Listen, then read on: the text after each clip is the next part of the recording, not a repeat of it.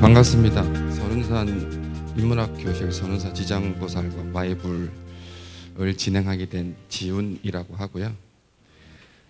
제 소개부터 먼저 드리면 99년도에 선운사에 출가를 했고요. 2001년부터 군에서 군포교를 지금 현재까지 하고 있습니다. 그래서 통상 저희들을 이렇게 부르거나 불릴 때 이제 군법사 이렇게 부릅니다. 근데 그 시절이 하수상해 갖고요. 요즘에는 군승 법사 스님 혹은 군종 법사 스님 이렇게 일부러 또박또박 얘기합니다. 다 아시죠? 네. 법사라고 하는 단어가 사실은 불교에서는 그냥 함부로 쓰이는 단어는 아닙니다. 다 아시다시피 서유기에 나오는 삼장법사 아시죠? 네, 그분은 삼장법사라고 하시는 큰 스님은 경율론, 부처님께서 말씀하신 거, 그 다음에 출가자들이 지켜야 되는 계율, 그리고 경과율을 이렇게 설명해 놓은 주석사들, 이런 것들을 다 아래로 깨고 위로 깨고 좌로 깨고 우로 깰 수 있는 분한테만 뭐라고 불렸냐면 법사라고 호칭이 불렀고요. 우리나라 와서도 법사 스님이라고 하면 뭐 제가 불려서 그런 건 아니고요. 예전에 저 어릴 때도 법사 스님이라고 하면 스님께서 스님을 가르칠 때 그때 불리는 호칭이 법사거든요. 그래서 요즘에 한간에 있는 것처럼 이렇게 그런 분들을 법사라고 하지 않기 때문에 그래서 일부러 또박또박 제가 법사 스님이라고 얘기를 하고 있습니다. 예전에 한 방송에서 작곡가 겸 가수 아버님이 목사님이셨어요. 이제 그래서 뭐 종교 얘기가 나와서 얘기를 하다가 MC가 이제 목사님을 자꾸 목사 그런 거예요. 그러니까 기분이 좀 나빴나 봐요. 그래서 목사님이라고 불러야 된다고 이렇게 얘기를 하니까 MC가 아니 통상 목사라고 부르는데 왜 그게 잘못됐냐 그러니까 아버지가 목사인 방송인이 그러면 스님은 스냐 이렇게 얘기를 했다더라고요. 스님이라고 하는 단어도 좀 한번 이렇게 짚어보고 가면 어원이 어디 있느냐를 따져보면 책에 보면 스님들을 칭할 때, 그러니까 다른 사람이 스님을 칭할 때 통상 대사 이렇게 불렀어요. 큰 대자에 스승사자를 썼고요. 그리고 스님이 스님 자신을 칭할 때는 사 이렇게 칭했단 말이죠. 문헌에 보면. 그래서 스승사자를 이제 스승님 해서 승자가 이게 탈락이 되어가지고 스님 이렇게 불렸다고 하는 설이 지금 가장 사람들한테 설득력을 얻고 있는 그런 이야기다라고 그냥 참고로 알아두셨으면 좋겠습니다. 제가 이렇게 하다 보면 자꾸 옆으로 좀 빠지거든요. 그러니까 그거는 좀 참고해서 들어주시면 좋겠고요. 12시까지인데요. 우리 여기 주관해 주시는 분께서 꼭 50분 하고 10분 쉬고 50분 했으면 좋겠다. 근데 방금 말씀드렸다시피 중간에 자꾸 세다 보면 50분에 맞출 수가 없을 수도 있을 것 같으니까요. 끊을 수 있는 지장보살님까지 얘기하고 그리고 쉬고 마이불까지 넘어가는 그런 시간 순서로 했으면 하는데 괜찮겠습니까? 네네, 알겠습니다. 이제 빨간색이 아닌가요? 파란색이 아닌가요? 혹은 빨간색이 바뀐가요? 파란색이 바뀐가요? 아니면 둘 다 안가밖에 없나요? 없다고요? 그러면 줄이 왜 있죠? 그럼 왜 색깔이 나눠져 있죠? 그냥 안과 밖에 없이 그냥 구분만 되어져 있다. 여기 안에 계세요? 밖에 계세요? 여기는 지금 안에 계세요? 진짜로요? 진짜로요? 네? 생각하기 나름이라고요? 제가 군에서 20년 가까이 그 군포교를 하다 보면 제일 난감할 때가 이럴 때예요. 생각하기 나름이에요라는 얘기를 제가 가끔 하기도 하고요. 근데 누군가로부터 그런 얘기를 들으면 참 난감해요. 어쩌란 말이죠? 어쩌라고 하는지 잘 모르겠어요. 근데 불교는 우리가 그 이미지화 되어 있는 것 중에 하나가 그런 거거든요. 일체 유심존이, 생각하기 나름이니, 마음먹기 뭐 마련이니, 이런 얘기들로 해서 사실 퉁쳐요. 물론 한국 불교가 통불교긴 한데요, 통자하고요 퉁자하고는 달라요. 그죠? 네. 그런데도 불구하고 그냥 퉁치고 넘어가더라고요. 근데 불교라고 하는 종교를 제가 매력적으로 느끼는 이유 중에 하나는요, 퉁치는 게 하나도 없어요. 명확하게 이야기하셨고 명확하게 설명해 주셨고, 그걸 단지 내가 모를 뿐이라서 참 답답하긴 하지만, 불교라는 종교가 참 매력적인 건 그런 거거든요. 어디가 아니고 어디가 밖이에요? 안에 계세요? 밖에 계세요? 명확해야 된다는 거예요. 내가 여기 안에 있다고 하면 왜 안에 있다고 하는지, 밖에 있다면 왜 밖인지. 그러면 이것들이, 그죠? 불교 교리 안에서는 어떤 방식으로 해석되어져 있는지를 공부해야 돼요. 그죠? 그냥 내 생각에, 그죠? 요즘 사람들 말로는 그걸 뇌피셜이라 그래요. 그냥 뇌 안에서, 나의 뇌에서 그냥 나온 그런 말. 영양가 있을까요? 없을까요? 없어요. 네. 없어요. 다 아시잖아요. 여기 다 라떼시잖아요. 그죠? 아니신가? 라떼 맞잖아요. 그죠? 저도 라떼 소리 들어요. 나이가 얼마 안 됐음에도 불구하고 이제 간극이 발생되기 시작을 해요. 근데 라떼는 말이야, 이거 다 뇌피셜이라고 느낀대요. 당신은 그렇게 살았는데 지금은 달라. 자, 다시요. 빨간 게 아니에요. 파란 게 아니에요.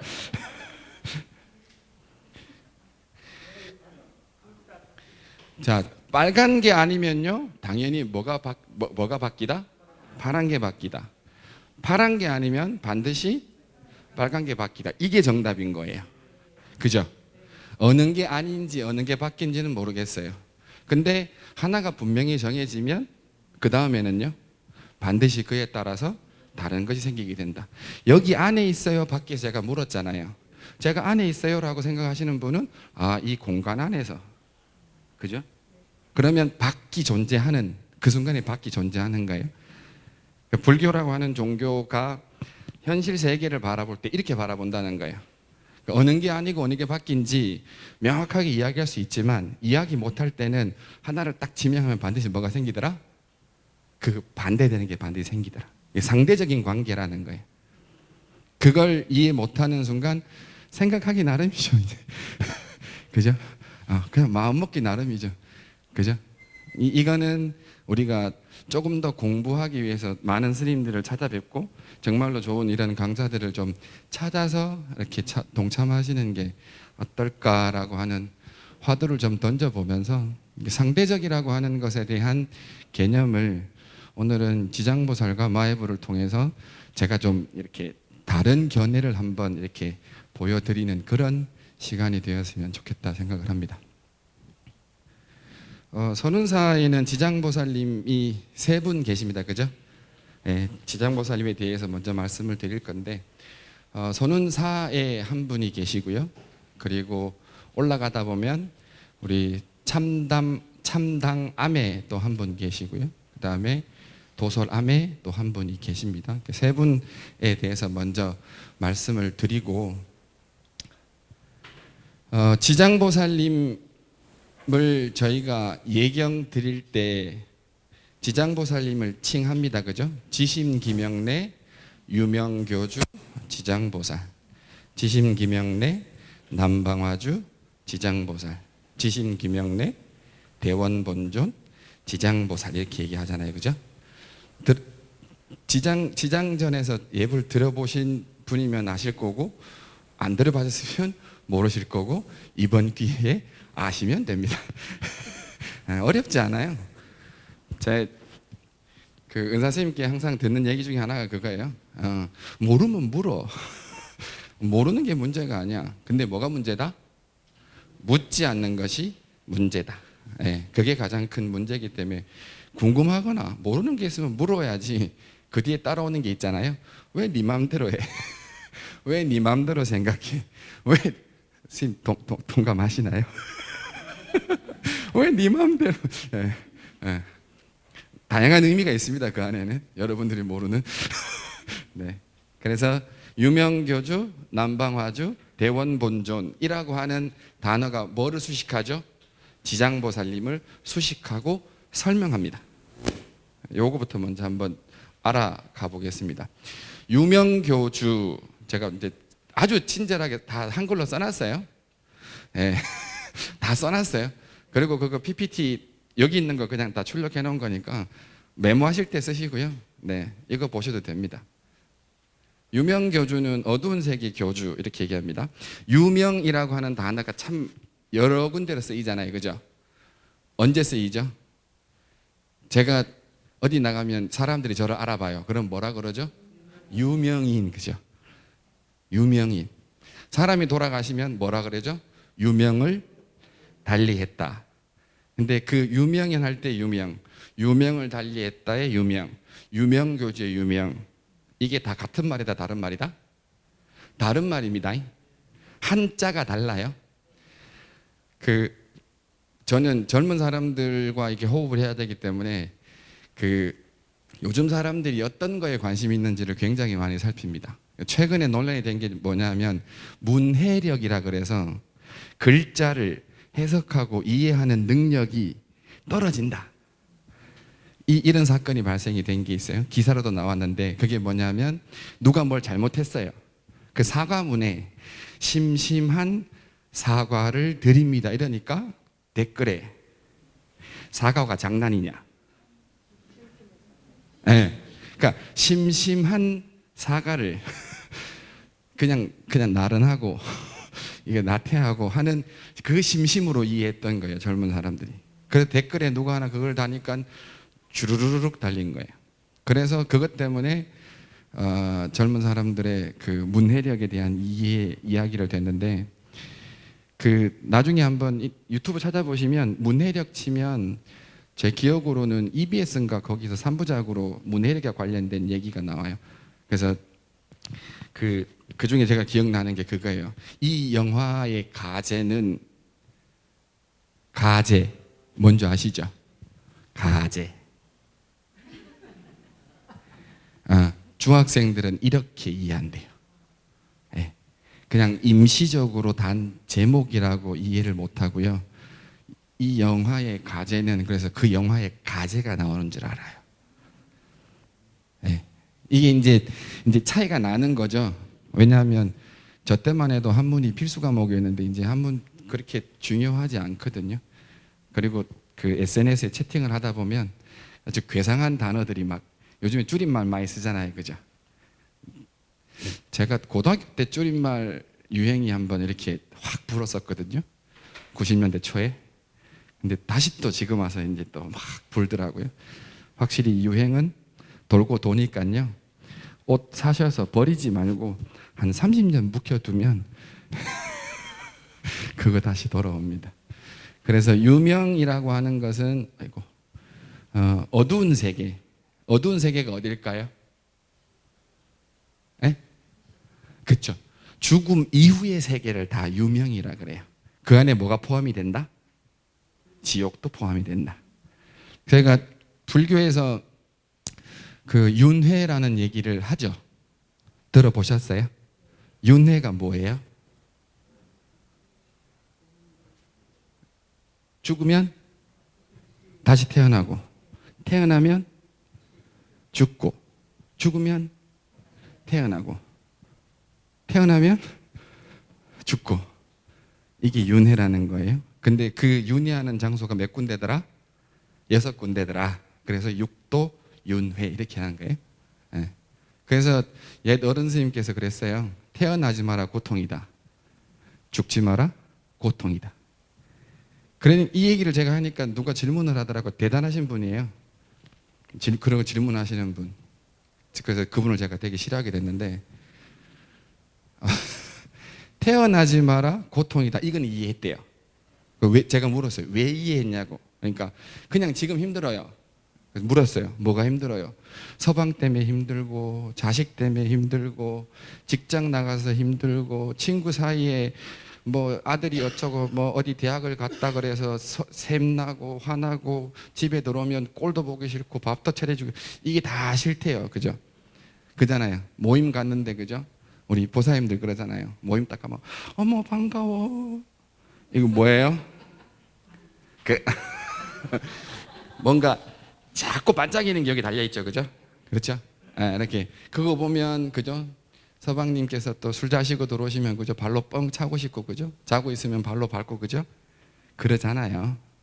에이 다 그러시면서 그건 알겠다는 거예요. 그냥 지금이 그렇게 만족스럽지 않으니까. 근데 죽지 마라 고통스럽다. 이거는 이해가 안 된대요. 어떻게 안 죽을 수가 있죠? 그죠? 중국의 그 대왕께서도 그죠? 그 불로장생하는 약을 구하려고 서귀포까지 왔잖아요, 그죠? 예, 그 사신이. 근데 결국은 갔어요. 갔어요. 그런데 영생이라고 하는 단어를 어떻게 불교에서 이야기하는지 이해를 못했다. 그래서 제가 그랬어요. 저기요, 단어가 중요한 게 아니고요. 이 전체를 이해를 하셔야 된다. 그래야 이게 의도하고 그 말씀을 하신 목적이 거기에 있는 거지. 그냥 요거 딱 떼고 요거 딱 떼서 이게 되냐 안 되냐 맞냐 틀리냐를 물으면 안 된다. 그죠? 방금 말씀드렸잖아요. 윤회라고 하는 건 태어나면 어떻게 한다? 죽는다. 죽으면 다시 태어난다. 다시 태어나면 또 죽는다. 또 죽으면 또 태어난다. 그래서 저희는 계속해서 윤회하고 있다라는 거예요. 그러니 윤회를 안 하는 가장 좋은 건 뭐다? 죽지 않는 건데 이 죽음이라고 하는 것은 생명이 다하지 않는 영생이 아니고요. 다시 태어나지 않음이라는 거예요. 다시 태어나지 않으려면 어떻게 해요? 이 유명의 세계에 가면 안 돼요. 그래서 불교의 목적은 뭐더라? 윤회를 끊는 거. 그걸 끊으려면 수행을 해야 되고 깨달음을 얻어야 된다. 그죠?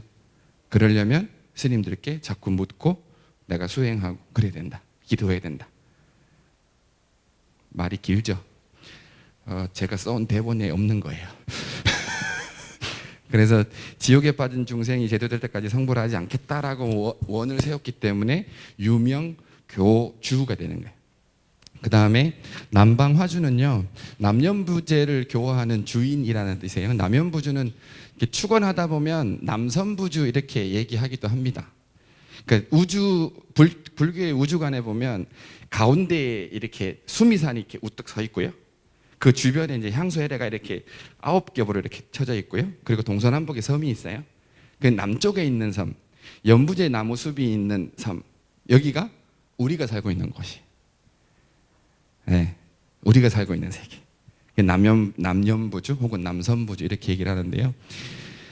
남방화주가 되신 이유는 뭐냐면 지장경에 보면 부처님께서 열반에 드시기 전에 지장보살님에게 부촉을 합니다. 부촉을 해요. 내가 열반에 들고, 그죠? 56억 7천만 년 뒤에 누가 오죠? 그렇죠. 미륵이 오죠. 미륵. 미륵 보살님이 지금 도솔천에 계시는데 56억 7천만 년 후에 하생을 하셔서 용화수 아래에서 성불을 하십니다. 그래서 미륵 부처님이 되세요. 그때까지 아무도 없지 않냐, 그죠? 그러니 누구한테? 지장보살에게 네가 좀 해. 지시를 한 게 부촉이에요. 그래서 지장보살님께서 서가모니 부처님께서 그 열반에 두신 후, 그래 미륵 부처님께서 오셔서 출현하기 전 부처님이 안 계시는 그 기간에, 그죠? 중생들을 교화하는 임무를 받은 게 부촉이에요. 그래서 남방 화주라고 하는 타이틀을 가지신 거고요. 대원 본전은 이해하시죠, 그죠? 지옥 중생 다 구제하겠다. 그다음에 육도 중생 모두를 다 내가 열심히 뭐 하겠다, 구제하겠다라고 하는 원을 세우신 분이에요. 그래서 대원 본전이에요. 그래서 굉장히 민중지향적인 성격이 있다라고 학자들은 얘기합니다. 그러니까 깨달음보다 훨씬 더 어디에 고통스러워하고 괴로워하고 힘들어하는 민중들에게 훨씬 더 포인트가 맞춰지는 분이다, 이렇게 이해하시면 됩니다. 최근에 네이처지라고 해서요, 그 세계에서 가장 오래되고 과학 의학 분야에서 아주 대단한 논문들이 실리는 그런 잡지거든요, 저널이거든요. 거기에 이게 실린 거예요. 쉽게 간략하게 설명을 드리면 돼지가 죽었어요. 그리고 얼마 동안의 시간이 지났어요.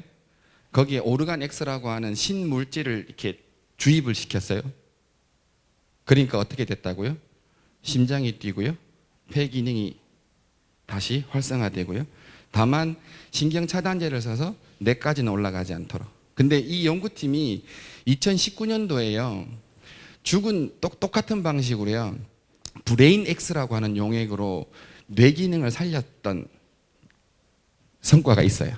그래서 그거 한번 하고 난 다음에 이제 올해 이 논문을 발표한 겁니다. 그 돼지는 죽은 걸까요? 죽지 않은 걸까요? 심장이 뛰잖아요. 폐 기능이 다시 돌아왔잖아요. 그죠? 오르간 X, 피 대신에 오르간 X라고 하는 물질이 다시 혈관을 타고 돌잖아요. 어떻게 해야 되죠? 물론 이 연구진들이 목적은 뭐냐면 장기 이식을 하는 동안에 그 촌각을 다투잖아요. 그걸 좀 더 용이하게 하기 위해서 이제 이 오르간 X 약물을 투입을 해서 계속 살아있는 듯 유지하기 위해서 이 약물을 개발을 했다고는 해요. 근데 그 목적과는 다르게 이제는 어디가 죽음이고, 그 흔히 얘기 요단강 건너간다 그러잖아요. 어디가 요단강인지를 설정하는 것이 이제 매우 모호해졌다라고 합니다. 이제 이게 예전에 제 기억으로는요, 제가 군에 있으면 다 응급구조사 이런 교육을 다 받거든요. 저는 관심이 있어서 좀 더 그 다음 과정까지 나가서 배웠는데, CPR이 도입될 때 엄청나게 사람들 사이에서 이견이 많았대요. 숨이 끊어지면 그냥 끝이야. 근데 그걸 CPR을 하고 인공호흡을 해서 살려낸다? 그러니까 이해가 안 되는 거죠. 숨이 멎었는데, 그죠? 심장이 안 뛰는데, 그럼 죽은 거잖아요. 그죠? 제세동기 이용해서 심장에 전기 충격을 줘 심장을 다시 뛰게 했어요. 그럼 그 사람은요? 죽은 거예요? 죽다가 살아난 거예요? 죽었다가 살아난 거예요? 지금은 이제 이해되죠. 죽다가 살아났다. 아직 죽음의 단계까지 가지는 않았고 죽어가는 과정에서, 그죠? CPR을 통해서 살아났다. 한 몇 해 전에 그 안락사 문제, 그다음에 연명 치료 거부 뭐 이런 거 있었잖아요. 지금 그걸 인정하는 분도 있고 인정하지 않는 분도 있어요. 그죠? 아직까지 저희가 공론의 장에서 어떻게 되는지 안 되지만 법적으로 그래서 하나 둘씩 이렇게 마련이 되어지고 있잖아요. 그것처럼 이 죽음이라고 하는 문제는 이제는 뭔가 과학적으로 발전이 되면, 그죠? 그 뒤에 따라서 철학적이든 혹은 종교적이든 이런 것들이 이제 사실은 뒤에 좀 따라와요. 정의 내리는 것이 어떻게 되는지. 수정되어지기 마련이다라고 하는 것까지도 좀 함께 이해를 해 두셨으면 좋겠고요. 저 개인적으로는 죽음이라고 하는 것이 심장이 안 뛴다든가, 뭐 뇌 활동이 없다든가, 숨이 멎었다든가, 뭐 이런 걸로 이야기되어지는 것에 한 번쯤은 다시 한번 살펴볼 필요가 있지 않을까라는 생각은 합니다. 네.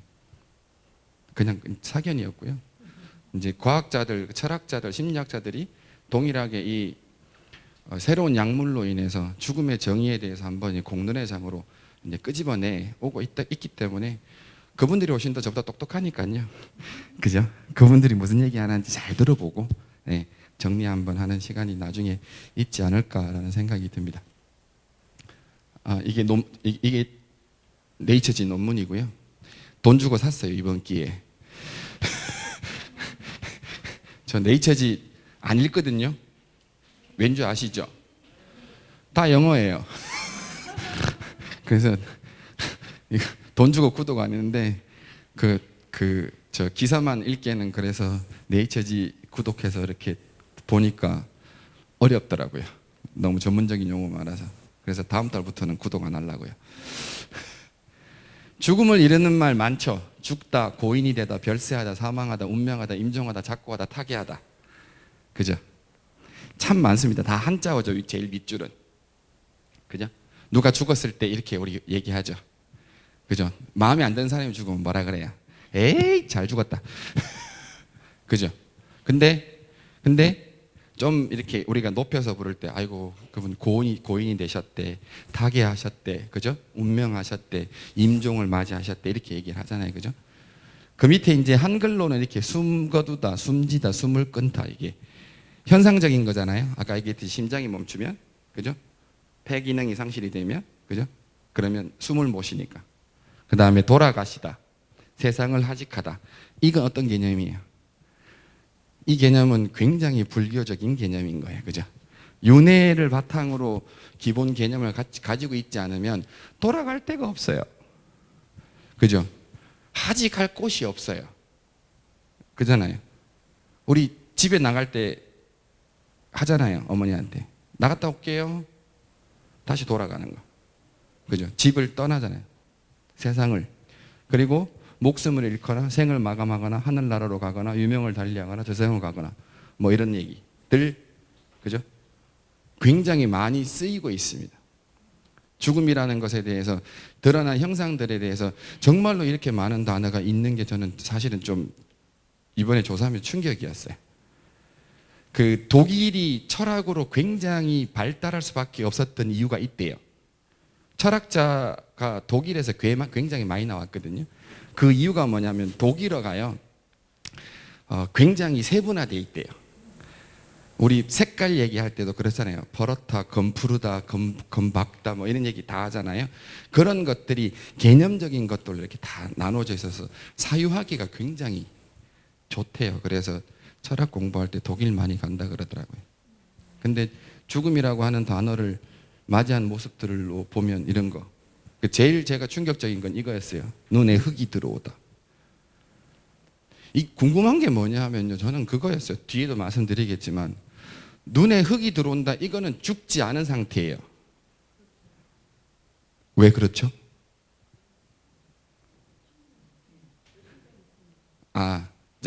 제 견해를 말씀을 드리면 눈에 흙이 들어오는지 안 들어오는지 죽은 사람은 몰라요.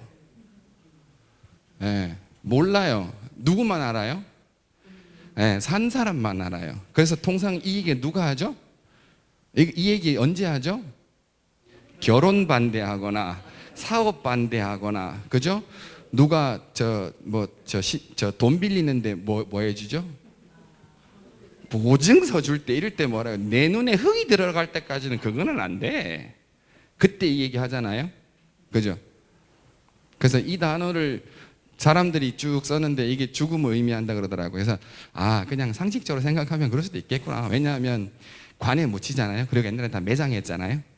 이제 요즘에는 화장이 굉장히 많이 유행이 되잖아요. 많이들 하시잖아요. 그럼 이제 바뀌어야 돼요. 이거 뭐라고? 불이 들어온다. 이렇게 바뀌어야 돼요. 그죠?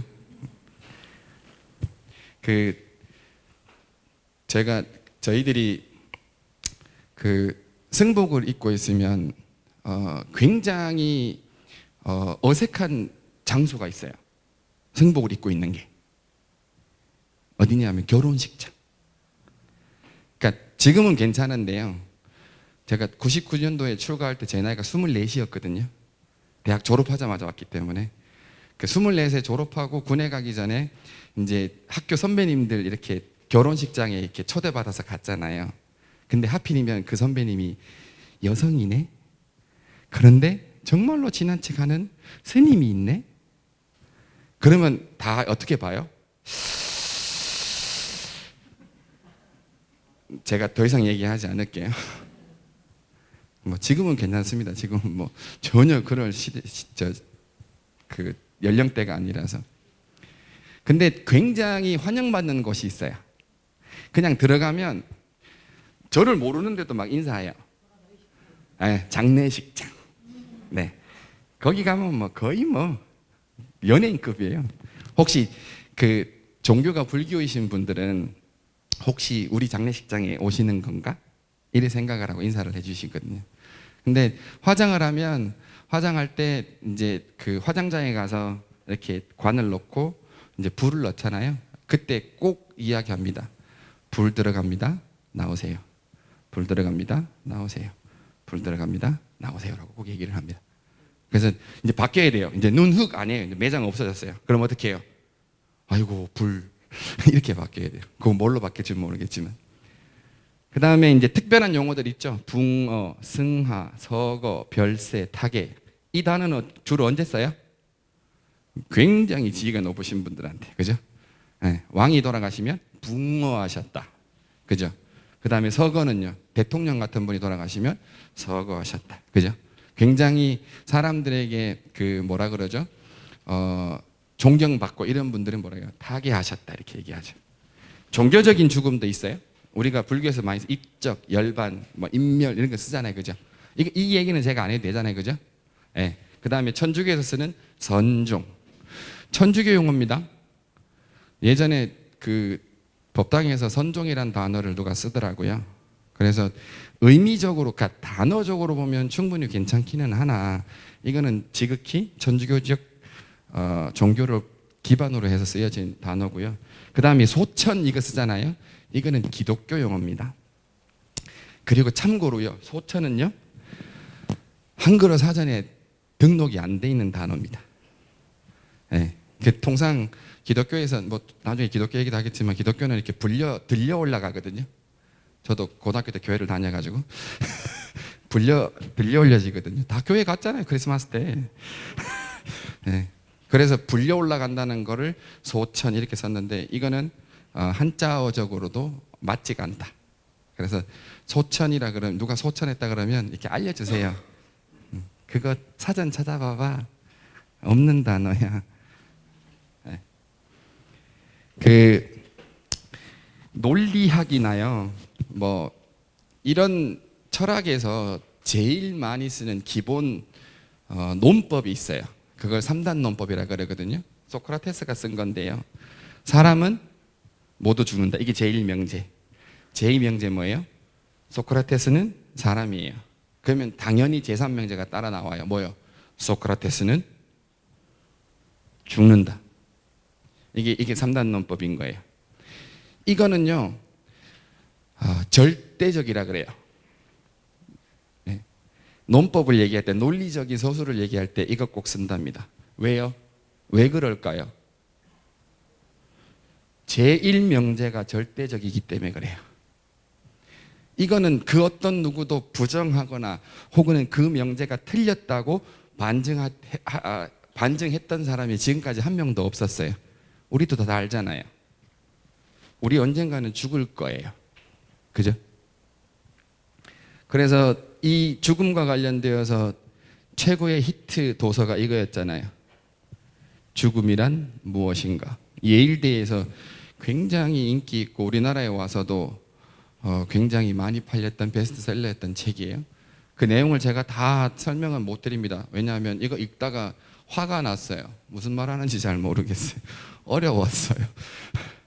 근데 죽음에 대한 공포, 내세에 대한 두려움 때문에 이 죽음이라는 걸 우리는 뭐 하고 있더라? 저 멀리 떨어져 있더라. 그죠? 죽음이 사실 뭔지 모르고요. 죽은 뒤에 어떻게 되지? 몰라요. 앞에도 말씀드렸지만 눈에 흙이 들어온다? 이거 알 수 없어요, 죽은 사람은. 그죠? 어떻게 알아요? 모르죠. 죽었는데. 마찬가지로 똑같이 얘기합니다. 뭐라고요? 죽은 사람이 죽음을 얘기하는 건 무슨 일하는 거예요? 죽었는데 어떻게 죽음을 인지하냐고요? 인지할 수가 없고 인식할 수가 없어요. 오로지 누구만 죽음을 인지해요? 산 사람만요. 어디가 아니고 어디가 바뀌죠? 제가 왜 그 첫 이야기를 했는지 이해가 되시죠? 죽고 난 다음에는요, 또 어디가 아니고요. 어디가 바뀌죠. 그래서 그 작가가 한 얘기 중에 하나가 뭐냐면 죽음이 두려운 이유는 이 네 가지 때문이래요. 뭐요? 필연성, 반드시 죽는다. 두 번째가 가변성이래요. 가변성이 뭐예요? 변해요. 변해요. 어떻게 죽을지를 몰라요. 그죠? 죽음이 변한다는 거예요.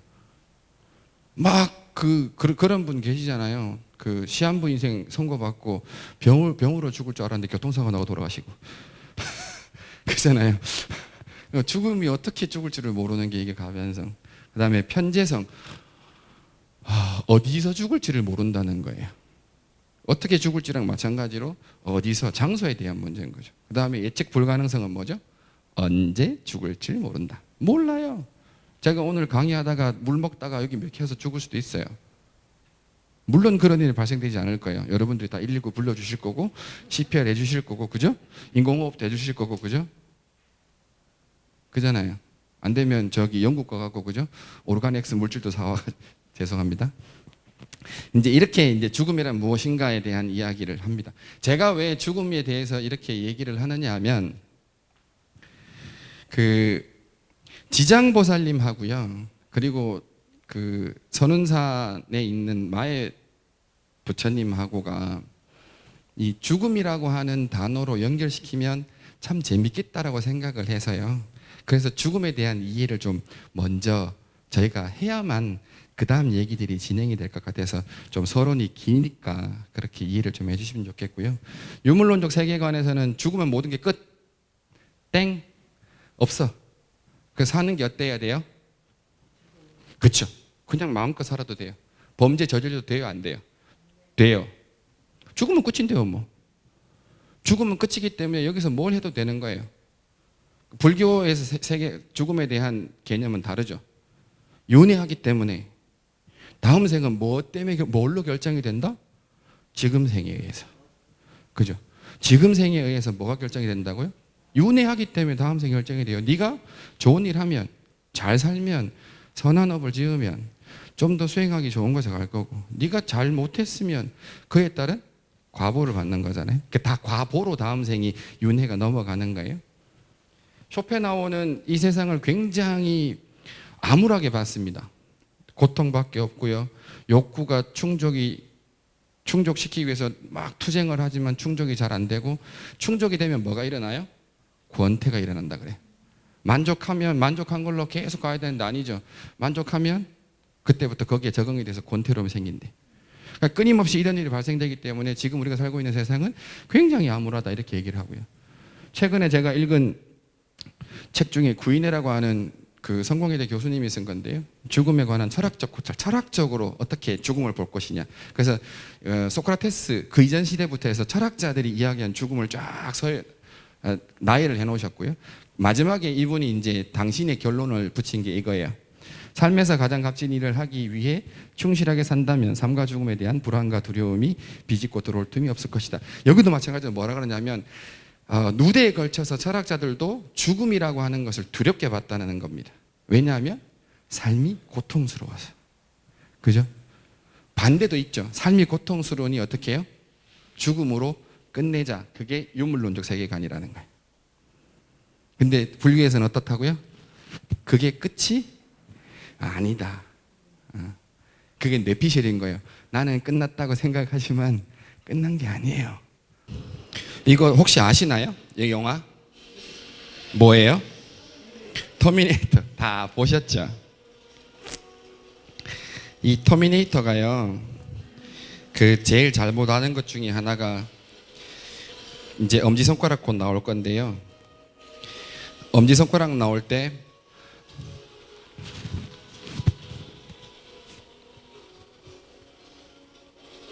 아무 말도 안 했다. I will be back 이라고 하는 단어 없어요.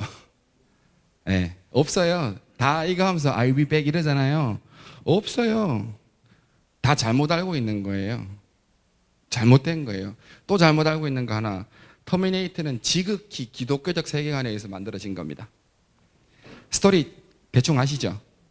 뭐가 나오죠? 핵심 주제가 스카이넷이라고 하는, 그죠? AI 인공지능이 나오죠, 그죠? 그게 어떻게 해요? 나중에는 인간을 다 죽여요, 그죠? 그래서 인간을 다 죽이는 거기에 대항군이 있잖아요. 대항군의 지도자가 있잖아요.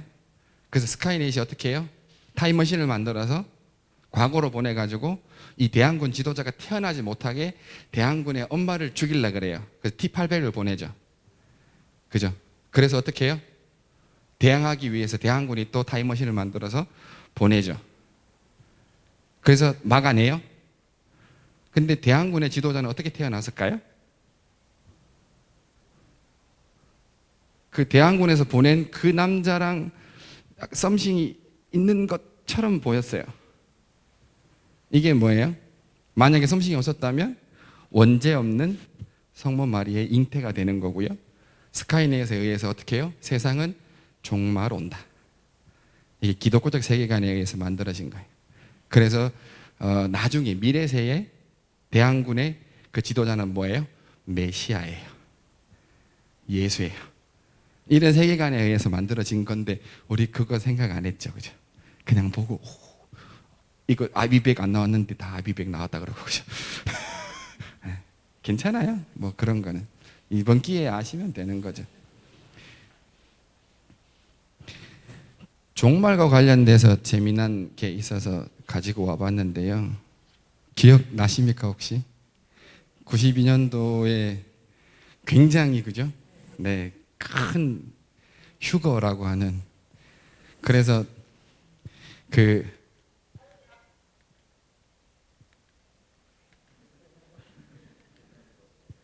불발됐어요. 92년 10월 28일 날 새벽에 00시에 1초도, 아까 보셨죠? 1초도 틀리지 않다고. 1초도 틀리지 않는지를 보고 싶어 하는 사람 한 명.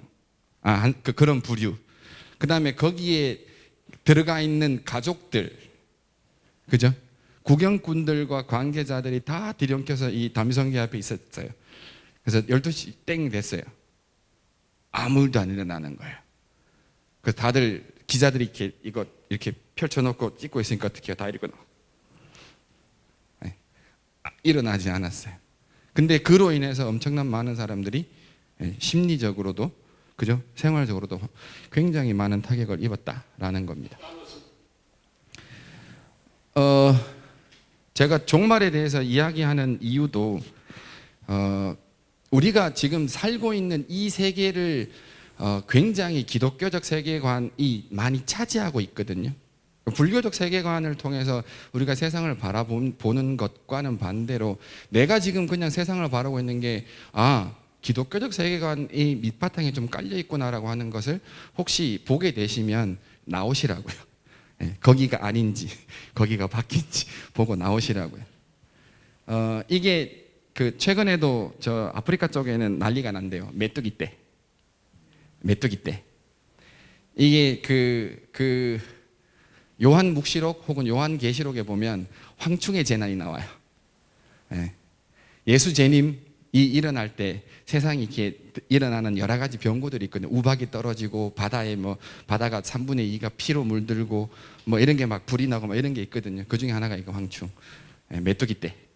그다음에 이거 보셨나요? 옛날에 이게 되게 유행했었어요. 바코드 막 나와가지고 할 때마다, 그죠? 어디에 찍혀 있죠? 여기에, 그죠? 여기에. 그래서 찍으면 이게 왜 666이 뭐냐면 황충의 재앙과 마찬가지로요.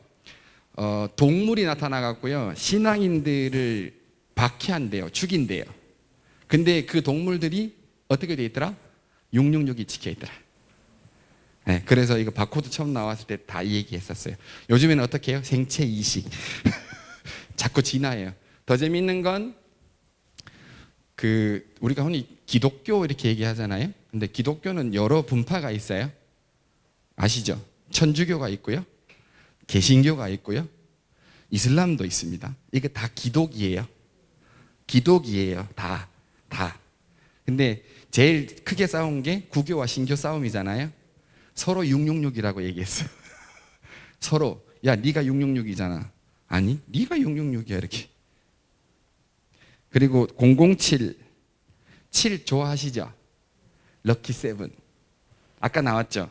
하나님께서 6일 동안 세상을 창조하시고 7일 차에 뭘 하셨다고요? 안식에 드셨어요. 럭키 세븐. 물론 불교에도 7자는 많이 씁니다. 그리고 이거 그 럭키 세븐의 가장 유명한 예는요, 미국 야구에서요, 어느 한 팀이 7회만 되면 점수를 막 냈대요. 우리나라 야구도 혹시 관심 있는 분 아시잖아요. 우리는 몇 회? 8회. 관심 있으시군요. 8회. 제 친구가 이승엽이라서 홈런 딱 쳤을 때 그때 같이 울었어요. 근데 제가 이걸 왜 가져왔냐면, 이거는 이제 앞 얘기랑 좀 다른데요, 종교는 매우 상징적이라는 겁니다. 상징이 내포하고 있는 의미를 모르면 사실은 그냥 그건 그림이고 그냥 어떤 형태로 그대로 남아있는 것 뿐이니까, 상징에 대해서 우리가 좀 더 이해할 필요가 있다라고 하는 그 점을 말씀드리기 위해서 이렇게 말씀을 드렸고요. 종말이라고 하는 것이 곧 죽음을 제대로 우리가 알지 못하면 앞에 나왔던 다미 선교회 같은 그런 폐단들이 계속 일어날 수 있고, 그게 사회적인 것이 아니고요, 지극히 개인적인 문제라는 거예요.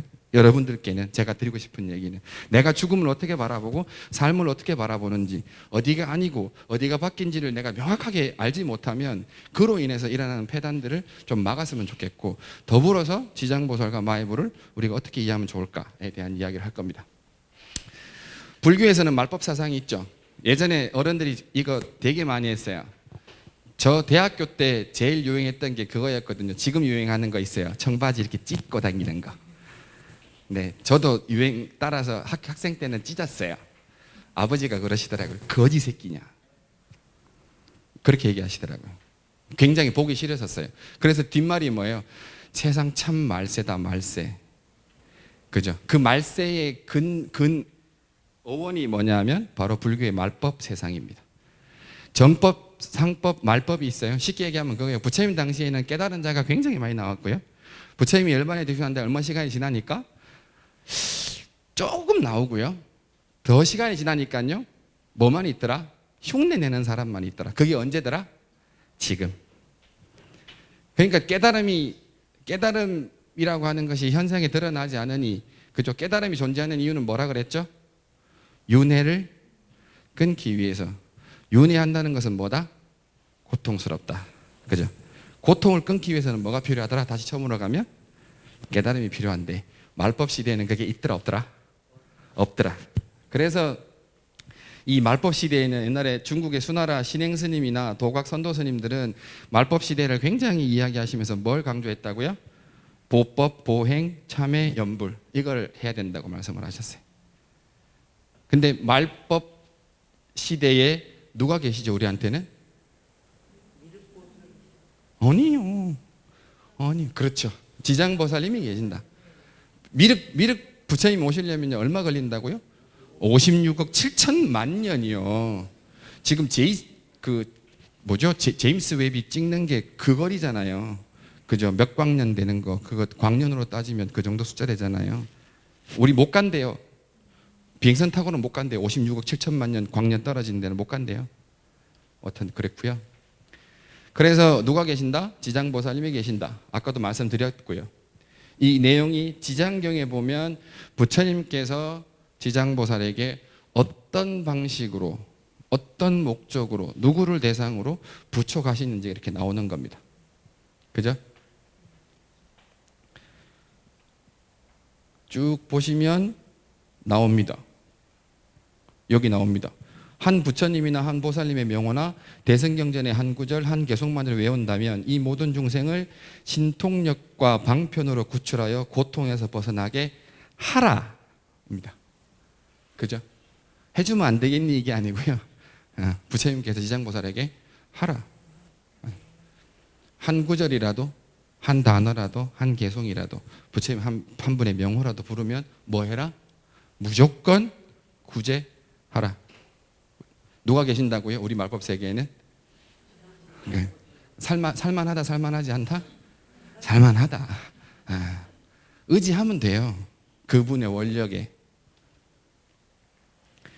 지장보살님 이제 죽음과 그다음에 세상의 끝과 그죠? 우리가 가지고 있는 그 생각의 그 차이들 이런 거 있잖아요. 그런 것들에 대해서 정리가 좀 되셨다고 저는 믿습니다. 제 강의가 훌륭해서가 아니고요. 들으신 분들이 워낙 훌륭하시기 때문에 그죠? 제가 먼떡이라고 해도 먼떡으로 다 드시잖아요. 그죠? 그렇다면 이제 좀 더 구체적으로 가서 지장보살님에 대해서 왜 그런 이름이 쓰여져 있는지를 한번 이제 알아봐야 됩니다. 그래야 제대로 우리가 알 수 있어요. 지장의 지자는 통상 대지 땅을 얘기한다 그러고요. 장자는 이 태, 그죠? 대지는 뭐예요? 모든 만물이 생장하는 터전이잖아요. 태는요, 포유류가 폐우류의 생명이 태어나는 곳이 어디예요? 태예요, 태. 그래서 만물이 생장하고 만물이 일어나는 곳이 어디더라? 그게 지장이더라. 이해가 되시죠? 그래서 지장이라고 하는 단어가 생긴 거예요. 이 이제 지장보살 본원경에 보면 그런 얘기 나옵니다. 인근한 나라의 왕이 둘이 있었는데요. 야, 우리 공부해서 깨달음을 얻자. 그리고 이제 서로 서원을 세웠는데 한 사람은 내가 빨리 공부해서 나는 빨리 부처가 될 거야. 라고 얘기했고요. 한 사람은 뭐라 그랬냐면 죄고에 빠진 이들을 먼저 제도하되 그들 중 안락을 얻지 못하거나 보리를 이루지 못하는 자가 있으면 결코 성불 하지를 원치 않는다라고 하는 왕이 있었대요. 이분이 바로 지장보살님의 과거생이 계셨던 분이고요. 그다음에 또 하나 그 과거 인연 설화를 말씀을 드리면 각화정 자제왕열에 부처님 명호 읽을 때 되게 힘들어요. 그죠? 긴 거. 근데 팁을 하나만 드리면 요 왕자가 나오면 끊으면 돼요, 무조건. 그다음에 통상 두자 세자 이렇게 끊으면 돼요. 그래서 곽화정 자제왕. 그러니까 우리 아는 단어 있을 때 끊으면 돼요. 자제 알잖아요, 자제. 그러면 각하정, 자제왕, 열애. 이분 계실 때 한 소녀가 있었는데 아버지는 불심이 돈독하셔가지고요, 선행도 많이 베풀고 뭐 이래가지고 윤회를 하시는 다음 생에 천상에 나셨대요. 근데 항상 빌런이 있죠, 빌런. 빌런이 뭐냐면 악당, 그죠?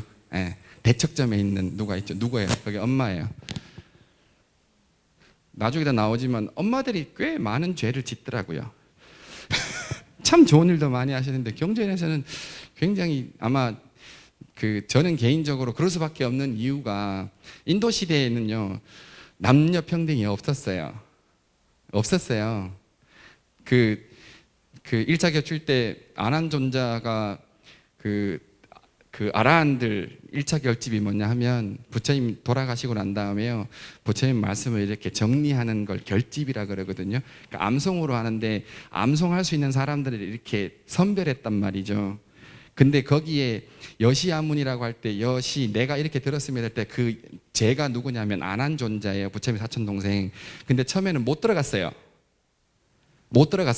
너는 아직 안 돼. 안 되는 이유가 5가지가 있었는데 그 중에 하나가 뭐냐면 여성을 추가시킨 것 때문에 그게 있어요.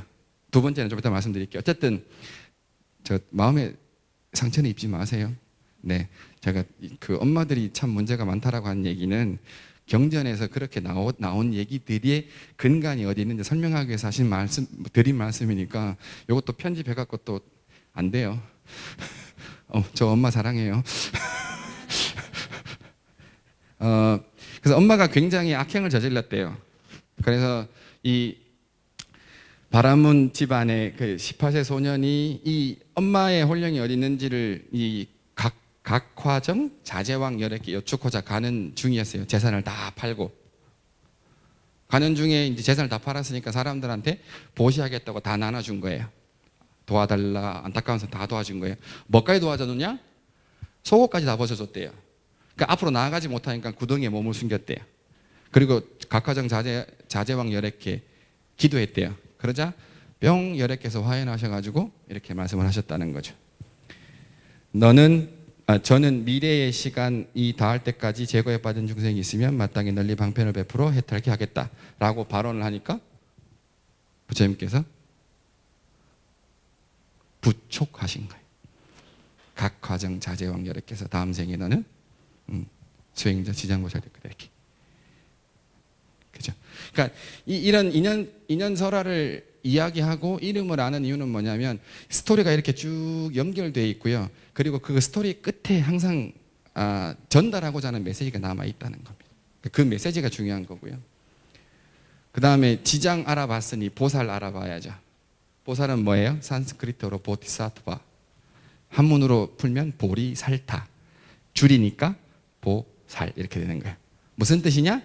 보리를 구하고 있는 유정으로서, 유정이 뭐냐면 살아있는 사람을, 통상 생명 있는 존재를 유정이라고요, 생명 없는 존재를 무정 이렇게 얘기합니다. 보리를 구하고 있는 유정으로서 보리를 증득할 것이 확정된 유정.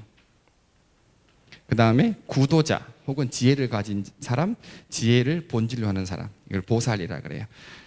뭐 절에 다니시는 우리 그 여성 불자님들, 그 범어로는 우바세 이렇게 얘기하잖아요. 예. 근데 보살이 훨씬 더 많이 불리잖아요. 이렇게 살고 가신지는 스스로 살펴보시기 바랍니다. 네. 지혜가 내가 있는지. 네. 어젯밤에 혹시 내가 술 먹고 들어오신 우리 서방님 주무시는데 발로 엉덩이를 차지는 않았는지 이런 거 살펴보시면 되고요. 근데 이 보살이라고 하는 존재는 대승불교의 가장 이상적인 존재입니다. 이상향이에요. 롤 모델이라는 겁니다. 그럼 대승불교가 추구하는 바가 뭔지도 드러나는 거죠. 그죠? 지장보살의 소원이 뭐라고요? 지옥에 빠지든 혹은 육도에 있던 어떤 중생이든 간에 괴롭다면, 어디 도태에 빠졌다면 내가 어떻게 하겠다? 제도하겠다. 근데 제도하는 끝난 게 아니고요. 뭘 미루면서까지? 나의 깨달음까지도. 다 깨닫고 나면 내가 마지막 깨달은 자로 남겠다고 하는 분이 지장보살님인 거예요. 그래서 보살이라고 하는 분들은 이상향의 존재. 그래서 어려운 말로 합니다. 이런 강의 들으면 이제 어려운 말 한번 써야죠. 그죠? 예, 자리이타 혹은 상구보리 하와중생. 같은 말이에요. 많이 들으셨죠? 예, 같은 말이에요. 상구보리, 위로는 깨달음을 구하고 이게 자리예요. 나의 이로움. 하와중생, 아래로는 중생들을 구제하고 제도한다. 그게 이타예요. 이타인 이렇게 얘기하는 겁니다. 상구보리, 하와중생, 자리, 이타 같은 말이에요. 이 단어 보니까 또 반복됩니다. 보살이라고 하는 존재는 어떻더라? 힘들고 어려운 사람들이 우선이더라. 그래서 보살님이라고 불리거나 혹은 보살님으로 지칭되시는 분들이 있으면 그러한 삶에 대해서 우리가 이해를 해볼 필요가 있다라는 겁니다. 누가 농담삼아 이렇게 얘기하더라고요. 삶에 지장이 많으신 분은요, 지장보살님을 생각하고요, 지장보살님께 꼭 소원을 들어달라고요, 지장까지 받으래요. 이게 언어 유희잖아요. 아까 유명이란 단어를 가지고도 했는데 뭐 그렇다 합니다.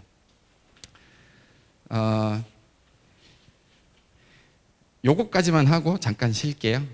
계속 연결되니까.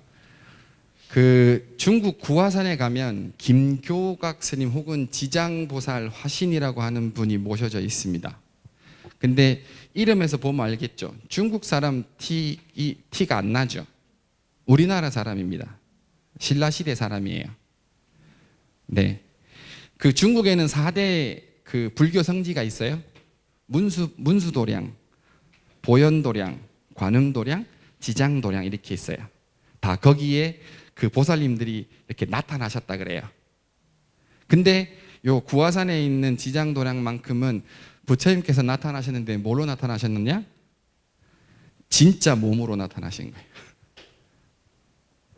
그래서 김교각이라고도 하고 김지장이라고도 하는데, 교각은 성명이고요, 본명이 지장이십니다. 이분이 왕의 아들이에요. 성덕여왕 아시죠? 성덕여왕 다음 때 왕의 첫째 아들이었대요. 그때 이제 통일될 때 당나라 힘을 많이 빌었잖아요. 그러니까 중국으로 유학을 많이 갔어요. 그 대표적인 인물이 누구예요? 해골 바가지 물 기억하면 누가 나와요?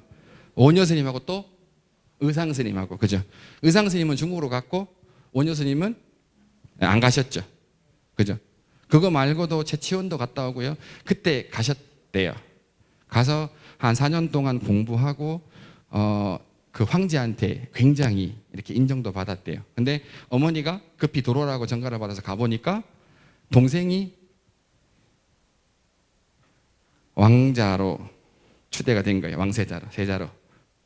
그리고 엄마가 궁에서 쫓겨난 거예요.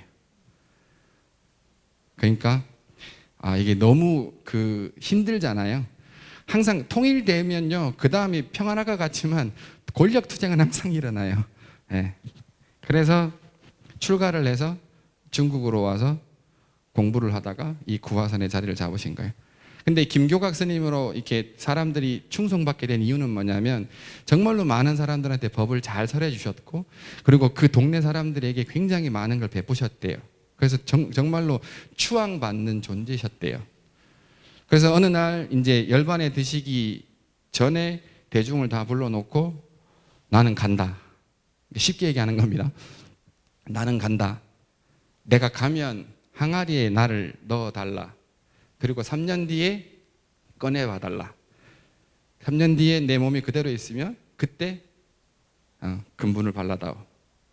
이랬다는 거예요. 근데 실제로 3년 뒤에 항아리를 열어보니 그 모습 그대로 계셨던 거예요. 그래서 지금 보시는 게 이제 탑이거든요. 그냥 앞에 요건 이 모습이 아닙니다. 이건 모셔놓은 거고요. 조성한 거고요. 네, 요 뒤에 탑 안에 모셔져 있습니다. 네, 일간에 떠도는 사진에 김교각 스님 그 등신불이 이렇게 보이는 것도 있는데 그게 진짜인지 아닌지 제가 확인을 못해서 못 가져왔습니다.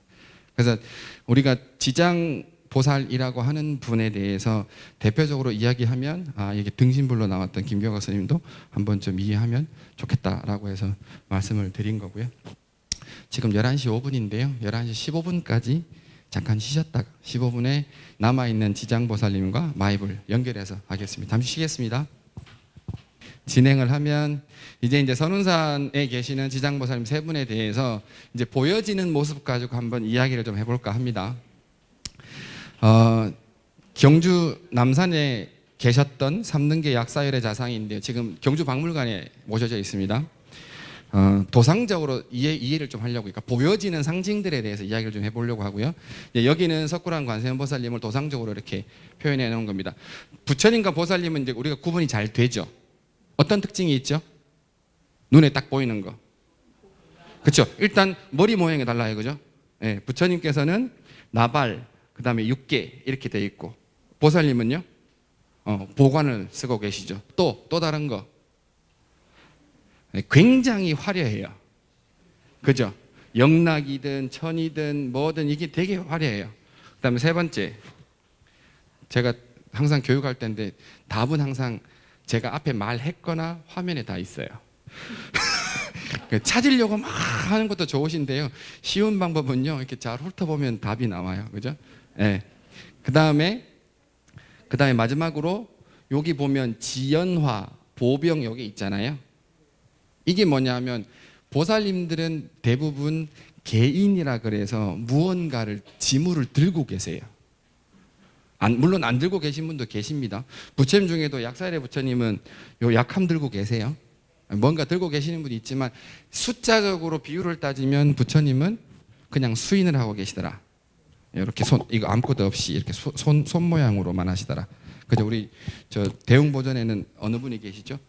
비로자나 부처님이 계시니까 뭐 하죠? 직원인, 그래서 이렇게, 그죠? 이렇게 하고 있잖아요. 네. 보살님들은 웬만하면 뭘 들고 계세요? 비율적으로 보면. 근데 많은 부처님과 많은 보살님이 계시지만 누가 누군지 잘 모르겠어요, 사실은. 그죠? 수인을 공부해도 잘 모르겠어요. 뭐 대웅전 현판으로 뭐 협시불로 뭐 어떻게 안다고 하는데 그래도 잘 모르겠어요. 근데 알아요. 누구는? 지장보살님은 알아요. 그죠?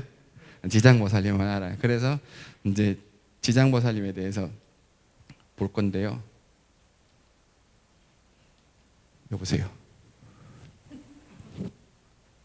나왔습니까? 예. 네. 선운사 지장보살님이십니다. 그죠? 현재 우리나라에서 지장보살상 중에 보물로 지정된 지장보살상이 총 몇 개? 17개. 죄송합니다. 이거 넘어갔나?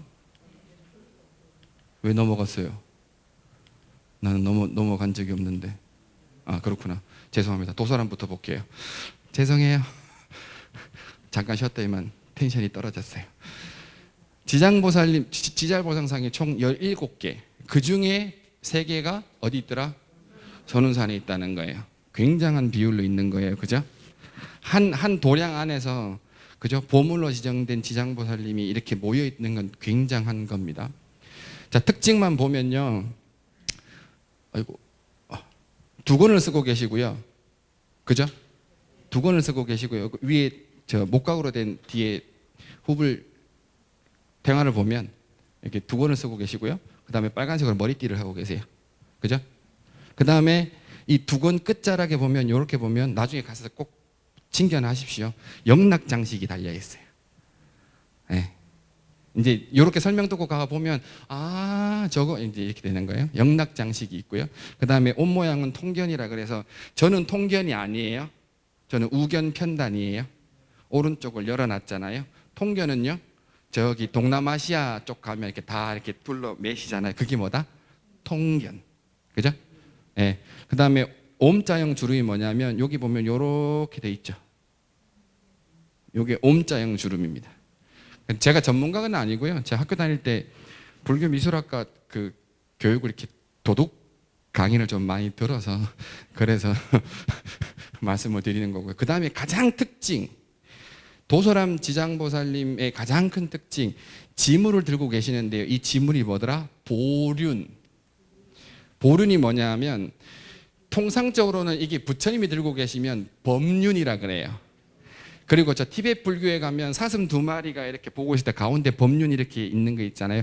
부처님을 상징하는 거예요. 부처님의 법을 상징하는 거예요. 근데 지장보살님이 들고 계신 건 우리나라 지장보살상 중에 한 분. 유일합니다. 도사람 지장보살님이 보륜을 들고 계시는 지장보살님으로는 유일합니다. 이거 어디 가서 들을 강의입니다. 그 다음에 귀걸이를 하셨는데 통상은 어떻게 마스크처럼 귀걸이를 하세요. 이렇게. 근데 어떻게 해요? 아주 세대를 뛰어넘으셔가지고요. 귀를 뚫으셨어요. 뭐 이런 것도 그냥 TMI로 알아두시면 좋을 것 같고, 요 보륜에 대해서는 뒤에 가서 한번 또 말씀을 좀 드리고요.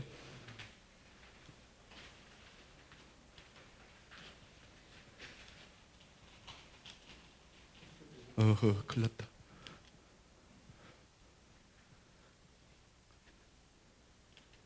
아, 됐다. 네. 이제 참당암입니다. 석조, 지장보살, 좌상. 이름만 잘 이해하면 돼요. 저 선운사에 모셔진 지장보살님하고 그 다음에 도서람에 모셔진 지장보살 이름이 같아요. 금동, 지장보살, 좌상. 여기는 석조, 지장보살, 좌상. 그래서 앞에 금동이나 석조는 뭐예요? 재질. 그리고 지장보살은 아 이분이 누구시구나. 그죠? 서 있으면 입상, 앉아 있으면 좌상, 누워 있으면 와상. 이름만 보면 대충 이제 감이 와요. 참담함 지장보살님도 최근에 보물로 지정이 됐고요. 그 다음에 석조 지장보살상이 17개 중에 몇 개? 3개. 그 중에 한 분. 이 역사적으로 굉장한 곳입니다. 선원사가. 굉장해요. 제가 꼭 출가해서 그렇다는 게 아니고요. 굉장한 곳이에요. 예. 여기도 보시지만 예, 두 건 있고요. 그다음 머리띠 끝자락이 있는데 여기 뒤에 보면 머리띠 끝자락이 이렇게 돼 있어요. 근데 이 시대의 머리띠는 통상 두 겹으로 돼 있거든요. 근데 여기는 홀겹이에요.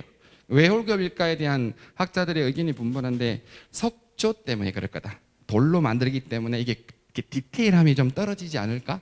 그래서 그냥 하나로 이렇게 요런 모양으로 했지 않았을까? 그리고 그냥 봐도 굉장히 어좁이네, 어좁.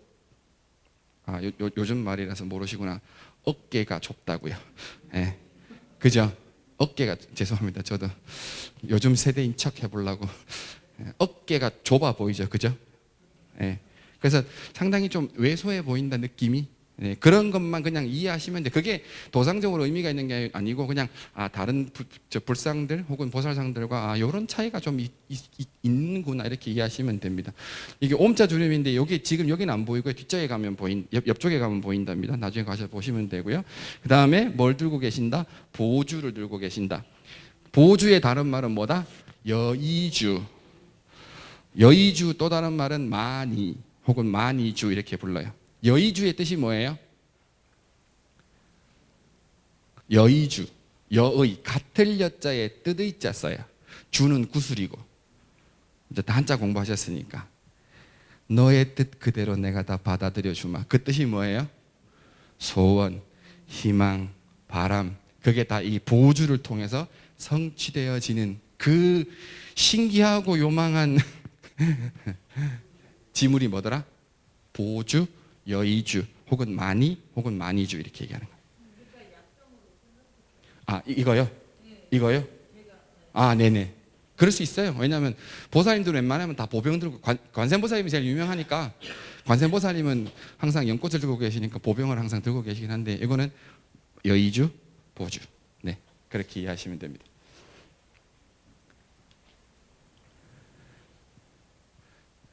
아까 말씀을 드렸죠. 네. 전운산이구나. 금동지장보살상은 17개 중에 보물로 지정된 게 중에 2개 있어요. 2개밖에 없어요. 어디 있죠? 선운산에. 네. 아까 말씀드렸던 그 2개의 금동지장보살상, 그 다음에 3개의 석조지장보살상, 나머지는 다 뭐더라? 목조더라. 네. 네. 그래서 재료적으로 굉장히 특성이 있는 선운산의 지장보살님상이다. 이렇게 이제 여기 선운사 2년이 되셨으니까요. 2년을 갖고 계셨던 분도 계시고 새롭게 2년 맺으신 분도 계실 텐데 좀 그런 프라이드는 좀 있었으면 좋겠다. 프라이드는. 네. 대단한 사찰이고요. 도량이고요. 네. 꼭 제가 출가해서 그런 건 아니고요. 네. 2권 똑같이 쓰고 계시고요. 그다음에 특징은 뭐냐면 정수리에 화문이라 그래서 나중에 가서 챙겨놔십시오. 요 위에 문양이 올라가 있어요. 요 위에 여기 정수리에 문양이. 그 다음에 금구장식 그러는데 이런 거예요. 이렇게 치렁치렁하잖아. 이렇게 뭐가 많이 이렇게 치장돼 있어요. 그게 굉장히 보석들, 신기한 것들 이런 게 좀 더 지상보살님 치고는 굉장히 많이 이렇게 설치가 돼 있더라라는 거고요. 그 다음에 죄송합니다. 오타입니다. 이거 혹시 보시면 지우세요. 제 컨트롤 C, 컨트롤 V 하다가 네 나왔습니다. 이거 지우세요. 이거 잘못됐습니다. 죄송합니다. 제가 수정하다가 잘못했나 보네요. 선운사 지장보살님의 특징은 뭐냐면 개인이 아니에요. 수인이에요. 수인. 손만 있어요. 손만. 물건은 안 들고 계세요. 도소람도 보륜, 창당함도 보주, 선운사에도 뭘 들고 계시는데 이분은 아무것도 안 들고 계신다. 이것도 나중에 마지막에 가서 한번 설명을 좀 드릴 수 있도록 하고요. 그냥 눈으로 딱 봤을 때 그렇구나, 저런 특징이 있구나 이렇게만 이해해 주시면 되겠습니다. 이 선운사 지장보살님은 참 슬프면서도 굉장한 그 이야기가 있는 거 다 아시죠? 네. 그때 반환되었을 때 왜 반환이란 단어를 쓰는지는 좀 이따 보시면 알 거고요. 그때 요 뒷모습입니다. 네. 그래서 흑백 사진이에요. 그래서 뒤에 보시면 굉장히 이 두건이 재밌죠, 그죠? 요 옷 뒤에도 이런 것들이 있기도 하고요, 그죠? 네. 이런 것도 참고로 한번 보시면 되겠습니다. 이건 뭐 그냥 이야기 산 따라 물 따라 이야기가 아니고 사실입니다, 사실. 사실의 증거입니다. 이제 반환할 때 이제 지장보살님을 모시고 그죠? 경찰도 있고요. 뒤에 스님들도 계시고 증명 반환했다. 그 사진 뒤에 이런 게 적혀 있대요. 이 내용들이 다 그 내용이랍니다. 진짜로 꿈에 나타났다고 하고 그래서 고창 경찰서장이 이렇게 다시 모시고 왔다라고 하는 그런 사실이기 때문에 영험이 있으시다라는 것을 좀 이야기를 드리고 싶습니다.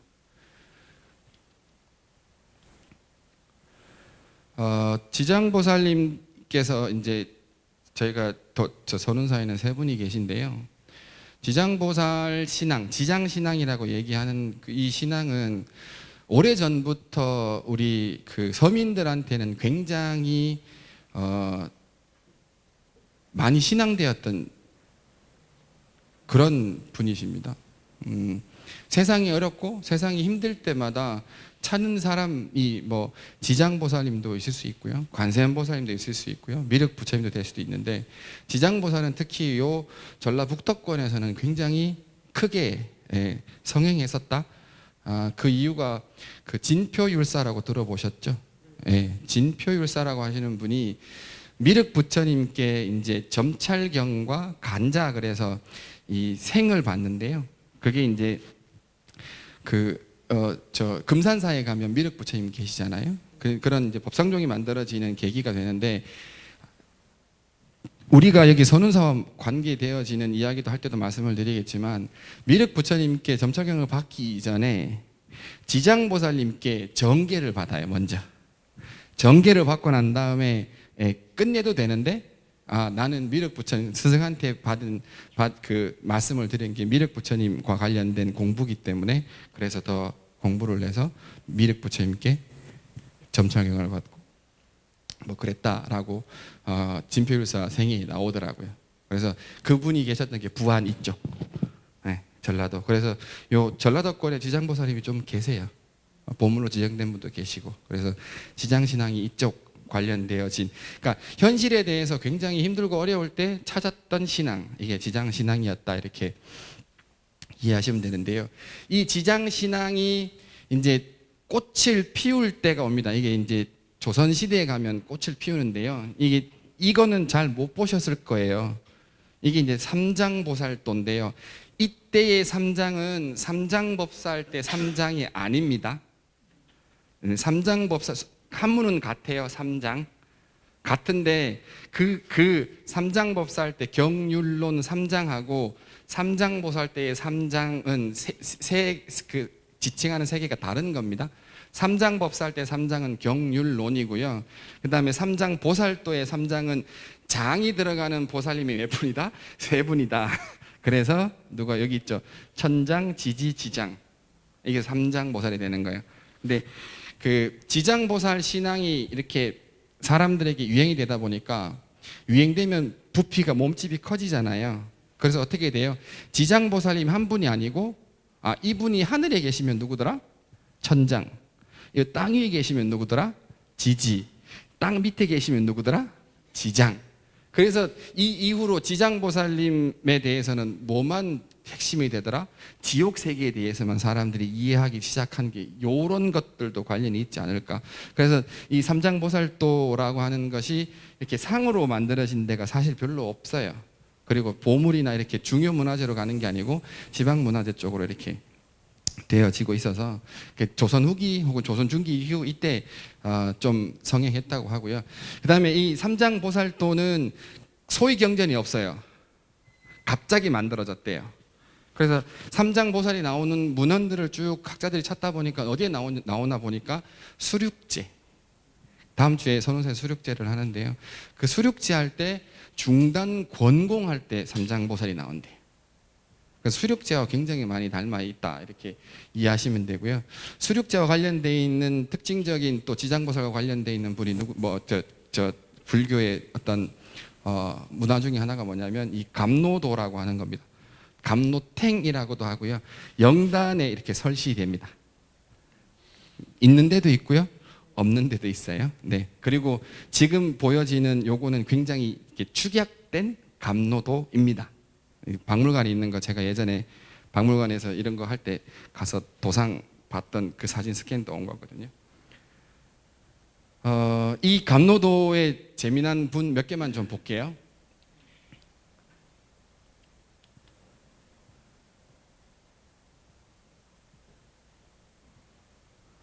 아까 빨간 테두리 보셨어요? 네, 거기 계신 걸 확대한 겁니다. 누구실까요? 누구실까요? 그냥 보이는 대로 말씀하시면 돼요. 아닙니다. 스님처럼 보이죠? 근데 어머, 뭐가 있네요, 동그란 게. 이건 깨달음의 상징이에요. 그러면 스님인데 깨달은 사람은 누가 있을까요? 부처님의 제자 중에 누구다? 누굴까요? 목련존자입니다. 네. 혹은 목건년이라고 하죠. 목련존자입니다. 목련존자의 이야기는 다 아시죠? 얼마 전에 우라문절 지냈으니까, 그죠? 네. 엄마 똑같아요. 지장보살님하고. 엄마가 또 빌런이에요, 그죠? 엄마가 또 악행을 저질러서 효심이 지극한 아들이 엄마를 구하러 갔는데, 그죠? 안 돼. 그래서 수행하신 스님들의 힘을 빌어서 그죠? 죄를 모셨잖아요, 그죠? 그래서 엄마가 천도되었다. 그게 오란 문제, 그죠? 목권영경에 나오는 내용이잖아요. 요게 뭘까요, 요게? 관련, 그쵸? 아귀예요, 아귀. 아귀의 모습을 이렇게 하는 거예요. 아귀는 아시죠? 배는 대산만 하고요, 그죠? 목구멍은 뭐더라? 바늘구멍만 해서, 그죠? 음식이 그 바늘구멍을 통과해서 내려가도 그 태산 같은 배에 뭐가 있더라? 불이 타더라. 그래서 다 음식이 타버리더라. 그래서 유일하게 먹을 수 있는 게 뭐더라? 물밖에 없더라. 그래서 이름이 뭐더라? 감노. 단이슬. 그죠? 네. 이슬 그러면 딴 것도 생각하시는 분이 계신데, 네, 그러지 마시고요. 네, 단이슬. 그래서 감노도라고 하는 명칭이 붙였고요. 근데 감노도가 재밌는 게 뭐냐면, 죄송해요. 성보를 제가 재밌다 그러면 안 될 것 같은데, 하여튼 제 기준에서 굉장히 관심 있게 본 건 뭐냐면 이런 겁니다. 요 화면 다시 한번 제가 확대를 해드릴 건데요. 여기는 죽은 뒤에 지옥 세계를 그려놨어요. 그러니까 그 감노도의 기본 구조는 총 3개거든요. 제일 위에는 부처님 모시고요. 과거 7불부터 해서 이제 증명화로는 부처님이 그려져 있고요. 가운데는 죄를 지내는 모습이 이렇게 그려져 있고요. 하단에는 지옥도 하고요. 그다음에 여기 보시면 우리가 살던 삶의 현장을 그려놓은 거예요. 그 시대의 삶의 현장. 뭐 지금 같으면 죽는 모습들 보면 병들어 죽는 게 제일 많잖아요, 그죠? 그 중에 뭐 암이 굉장히 뭐 크다 이렇게 해서 암보험하는 사람들이 굉장히 보험 들라고 연락 오더라고요. 어떻게 뭐 교통사고 나서 죽거나 어디 떨어져 죽거나 뭐 요즘에 이제 전쟁하고 있으니까 뭐 총에 맞아 죽거나 폭탄 이런 모습들이 여기 다 묘사돼 있어요. 감노도를 보면 그때 시절의 사람들이 대충 어떻게 살았는지, 그리고 그 사람들의 죽음은 어떻게 맞이했는지를 이렇게 볼 수 있는 자료가 된대요. 그래서 그 군대는 좀 특수하잖아요. 그러니까 군대에서도 감노 생활을 하나 이렇게 불사를 하게 됐는데 재미나게도요, 요 화면에 뭐 들어간 줄 아세요? 훈련하는 모습. 그 남자들 다 알잖아요. 화생방 훈련. 다 이거 쓰고 있고요. 탱크 지나가고요. 낙하산 타고 내리고요. 바다 밑으로 들어가고요. 이런 거 그려놨어요. 역사적인 고증이라고. 굉장한 선배님께서 이렇게 탱화를 불사할 때 그렇게 해놓으셨거든요. 그래서 감노탱화는 그렇다. 그래서 지장보살님과 관련돼서는 그렇게 이해를 좀 해주시면 됩니다. 그죠? 삶과 죽음의 문제에 대해서 대중들이 어떻게 받아들였고, 그 해결책으로 지장보살님을 찾았고, 왜 찾았냐 하면 지장이라는 말처럼 모든 것을 품고 모든 것을 새롭게 만들어내는, 그죠? 품었던 그 시작점이 있고, 그리고 그분의 대원이 뭐였더라?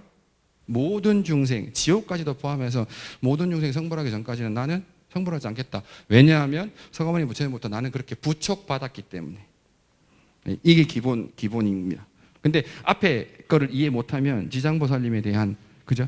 위상이 떨어지니까. 그다음에 두 번째 꼭지는 뭐냐? 선운산 지장보살님. 선운사에 계시는 3분의 지장보살님은 대단한 가치가 있는 분들이더라. 그리고 굉장히 영험이 있더라. 그죠? 총 보물로 지정된 국가 중요 문화재 중에, 그죠? 10개 중에 3개고, 금동은 유일하고, 보련 들고 있는 것도 유일하고, 그죠? 석조도 3분 중에 1분. 이런 역사적인, 그리고 미술사적으로도 굉장히 중요한 곳이다라는 것 꼭 이해를 해주시고요. 이제 넘어가겠습니다. 선운산 동부람지 마해열의 자상. 시간이 20분밖에 안 남아서요. 영상은 넘어갈게요. 네, 직접 가서 보세요. 네, 저기 이름 갑자기 생각 안 나지? 등산 가면 이렇게 보이는 데 있잖아요. 거기 가서 보면, 가을에 보면 끝내줍니다. 네, 꼭 가서 보세요. 우리나라에 있는 마해불 중에 가장 크다 그래요. 여기서부터 여기까지가 15m. 네. 그 다음에 요 폭이 한 8m. 그렇대요. 그래서 우리나라에 존재하는 마해불 중에 가장 큰데, 마해불도 그 부조가 이렇게 확 드러나는 게 있고요. 경주 남산에 가면 선각이라 그래서 그 그 해변가 가서 그죠? 영희, 하트, 철수 이거 하는 거 있잖아요. 그냥 꼬챙이 가지고 이렇게 끌고 오는 거, 그걸 선각이라 그래요. 그걸 선각이라 그러는데 우리 그 동브람지 마애불은 성각하고요 부조가 좀 섞여 있어요. 그래서 위에는 성각이고 밑으로 아니 위에는 부조고요. 아래쪽으로 내려오면 좀 성각적으로 이렇게 선만 그어 보이는 그런 느낌으로 보인다. 그리고 요 위쪽에는 다 아시죠? 이거 뭐죠? 위에 구멍 뻥뻥뻥 뚫려 있잖아요. 뭐예요? 네? 네. 위에 부처님을 보호하는 보호 누각 혹은 닷집 뭐 그런 목조 구조가 있었다. 지붕 구조가. 그걸 설명하고 지금은 모르겠는데 제가 최근에 못 가봐서 저 옛날에 있을 때는요. 여기 그 쇠도 박혀 있고 나무도 박혀 있었어요. 아 그래요? 네. 제가 소홀했네요. 죄송합니다. 네. 그래서 보이는 모습은 뭐 보시는 대로 보시면 되고요. 이제 그 조성 시기가 고려 이전이었까 조선 이전에 고려 말 혹은 뭐 그 이규보의 그 일기를 보면 1200년도에 이 마애불을 봤다라고 하는 기록이 있거든요. 그러면 1200년이면 굉장히 오래된 거죠. 그죠? 조선 건국이 1393년이기 때문에 그죠? 100년 전에 조선 건국 100년 전에 이미 조성되었다. 이렇게까지도 보는 학자들이 있습니다. 네. 아, 죄송합니다. 아.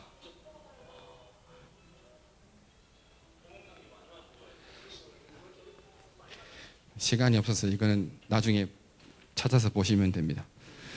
뭔 얘기하고 싶었냐면 요거 얘기하려고요. 이건 다 아시죠? 워낙 유명해서. 혹시 모르시는 분 계세요? 네, 계시네요. 설명해 드릴게요. 요게 복장입니다. 그 스님들께서 부처님을 모실 때는 항상 복장 의식을 해요. 제가 군에 처음 갔을 때 목사님께서 저를 디스하겠다고 물은 게 뭐냐면 무당집에 있는 불상하고 절에 있는 불상하고 같지 않냐. 안 같은데요. 왜 안 같냐? 똑같은 불상인데. 예, 똑같이 그 불상 조각하는 데서 사오기는 해요. 그러나 무당집 불상은 복장 의식을 제대로 하지 않은 그냥 상이에요, 상. 당신들이 얘기하는 우상은 절집에 있는 거고 우리 절에 모셔진 부처님은 의식을 통해서 비춰지는 모습으로 우리가 모시는 건 그 상이 아니고 복장 안에 모셔진 부처님의 말씀, 그죠? 복장할 때는 다 경전 넣고요, 칠보 뭐 이런 거, 칠향 이런 거, 칠각 이런 거 다 넣거든요.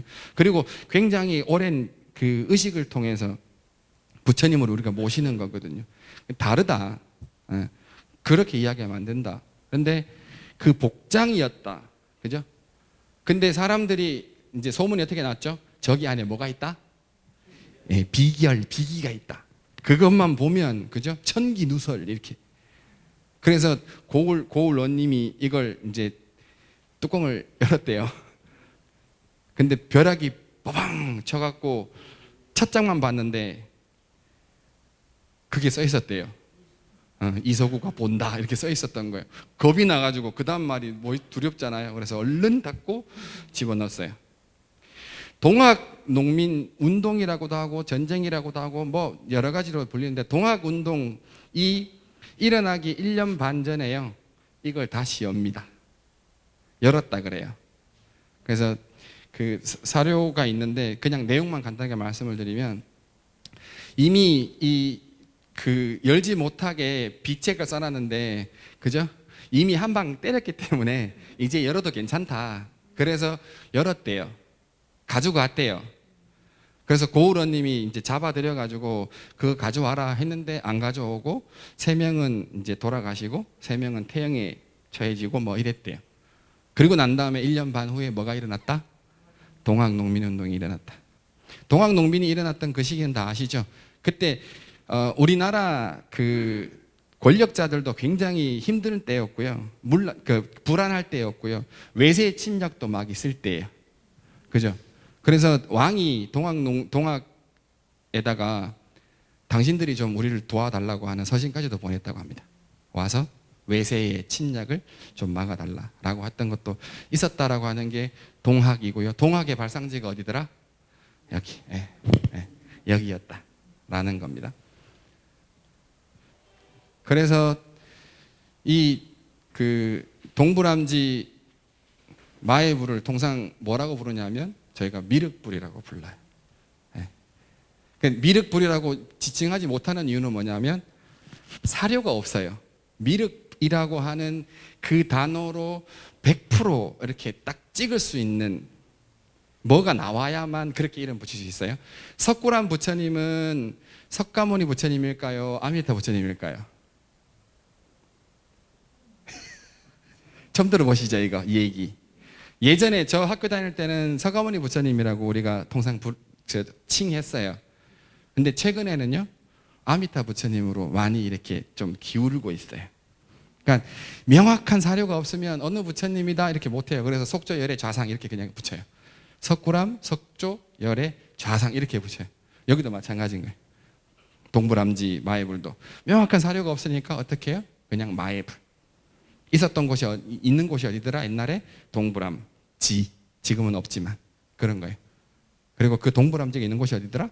선운사. 선운사가 있는 곳이 고창. 그래서 고창, 선운사, 동부람지, 마애불이라고 이름을 이렇게 정해놓은 거예요.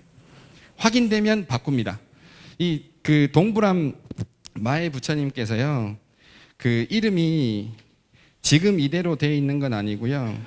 예전에는 그 지방문화재로 등록이 될 때는요, 선운사, 동부람, 마애불암이었대요.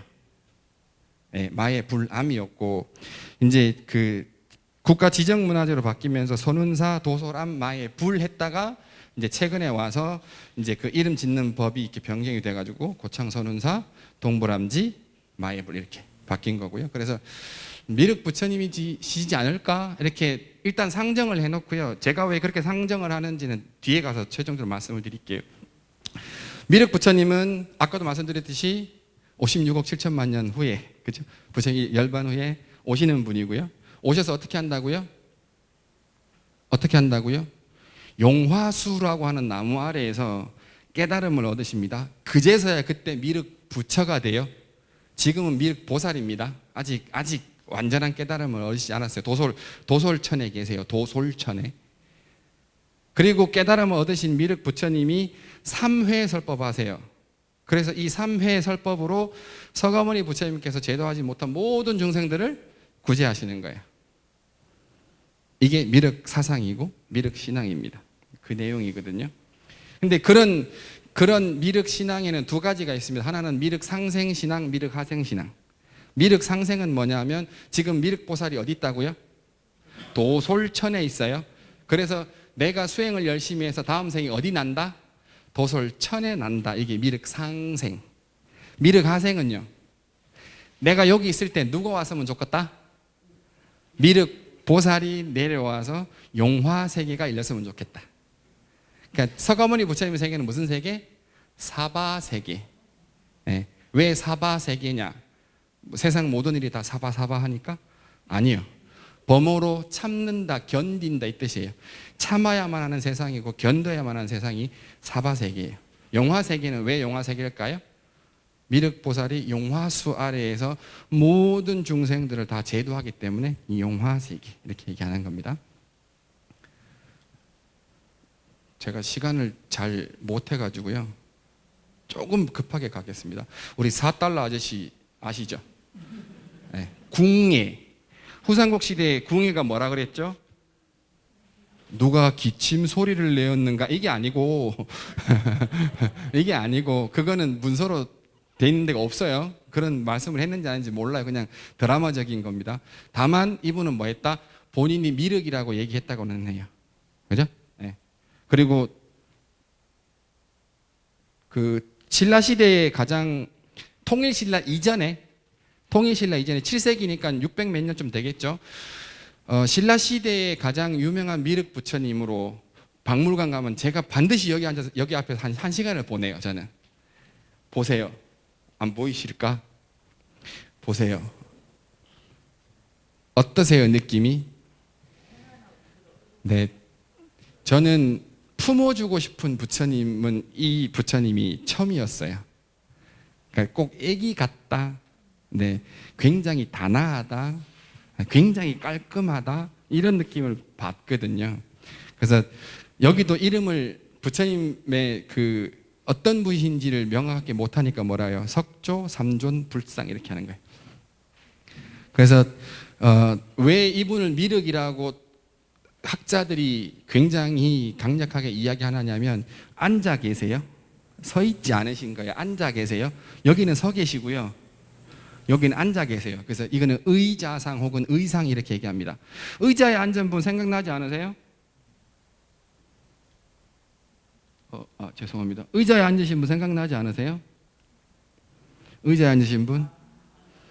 그죠? 의자에 앉은, 지금까지 우리나라에 의자에 앉은 좌상은요, 미륵보살 밖에 없어요. 혹은 미륵부처님 밖에 없어요. 그래서 의자에 앉았다 그러면, 미륵부처님 혹은 미륵보살님의 가능성이 매우 높겠구나. 그런데, 보시면 삼국사기에요. 충담 스님이라고 하는 분과 연결되어 가지고 사마령 미륵 삼전불께 차를 올리고 온다. 언제? 3월 삼진날, 그다음에 9월 9일 구중날에 꼭 가서 차를 올렸다라고 하는 삼국유사서 이야기가 나옵니다. 그래서 그 부처님이 이 부처님이지 않을까? 근데 그 부처님이 미륵불이라고 얘기를 해놨습니다. 그래서 삼국시대에 그런 게 있었다라고 하고요. 그 다음에 백제시대의 미륵사상의 정수는 미륵사지. 요 가깝잖아요. 네, 한번 가보세요. 지금 탑이 새롭게 잘 조성이 되어 있고요. 미륵사지는 탑이 몇 개예요? 3개. 네, 왜냐하면 가운데는 뭐였기 때문에? 목탑이었기 때문에 지금 소실되어 있고요. 탑이 몇 개? 3개. 별이 몇 개? 5개. 네, 탑이 3개 있죠.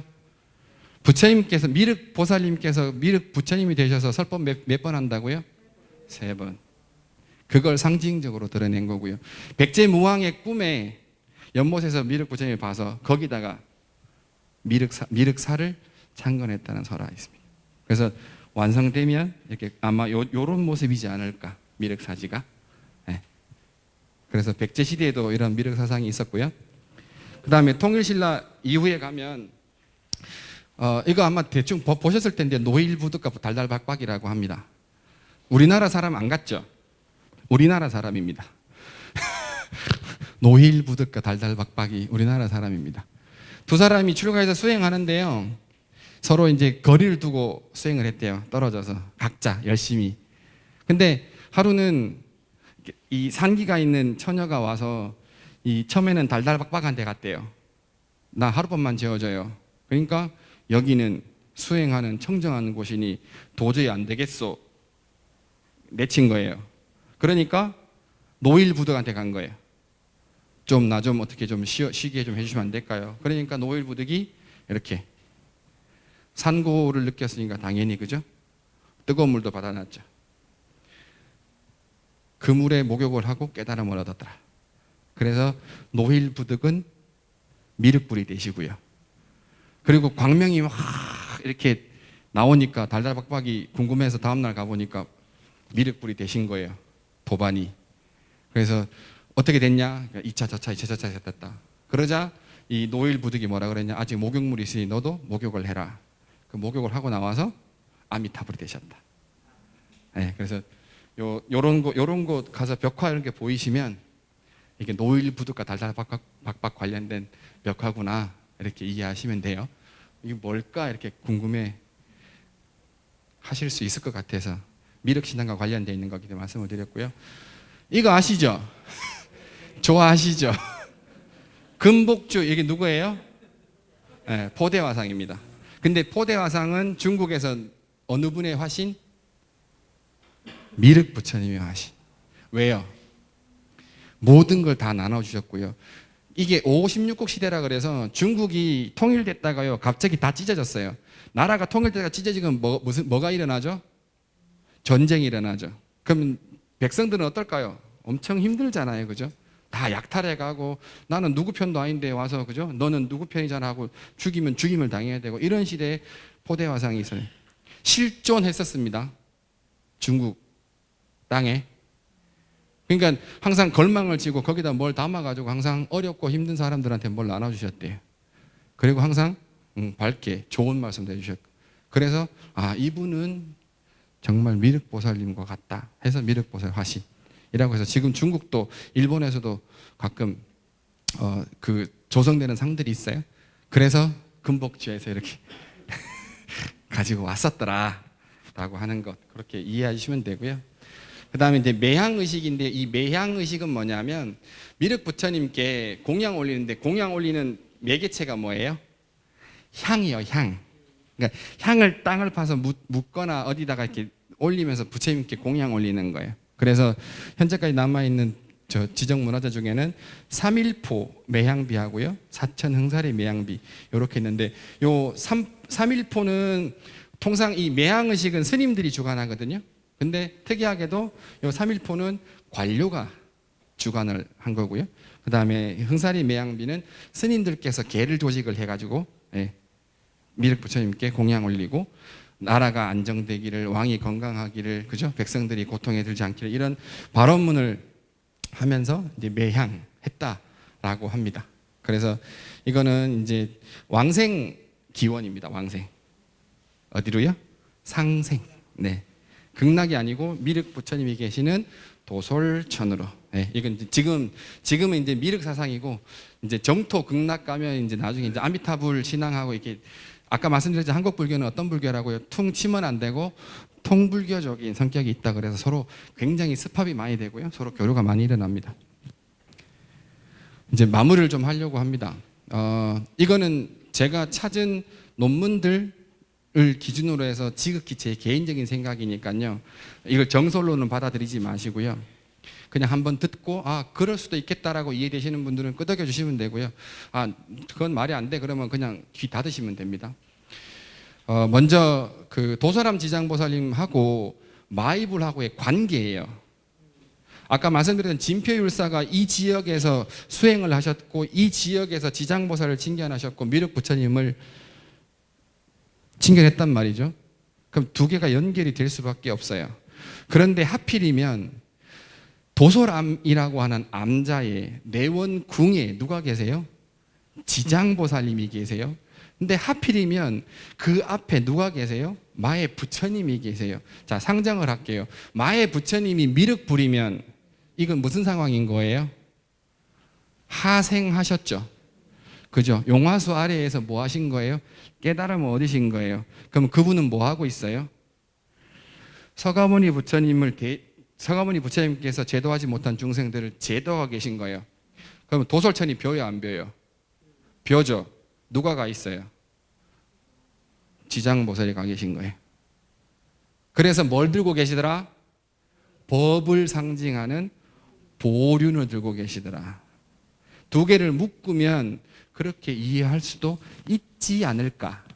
그래서 도솔암이라고 하는, 물론 뭐 좀 얇게 보면 부촉받아서 지장보살님이 계신 곳이 도솔천이기 때문에 도솔암일 수도 있는데, 앞에 마해불까지도 연결시켜 보면 이건 이미 새로운 세계가 열린 세상. 동학농민운동도 한번 생각해 보시면 새로운 세상을 만들고자 했잖아요. 그런 것과 연결시켜 본다면 옛날 어른들이 굉장히 힘들었고 고난스러웠고 괴로웠기 때문에 그런 걸 상징적으로 만들었지 않았을까? 이런 생각 한번 해보고요. 그 다음에 선운사 지장보살님은 굉장히 지장보살상 중에 굉장히 화려합니다. 이 화려한 거는 통상적으로 언제 많이 나오냐면 의식할 때, 이 의식의 주체가 되는 분들은 굉장히 좀 화려하게 이렇게 그려지고 혹은 조성이 되거든요. 그래서 예전에 백제 때는, 후백제 때는 선운사가요, 스님들 시험 보는 선불장이 있었어요. 선불장.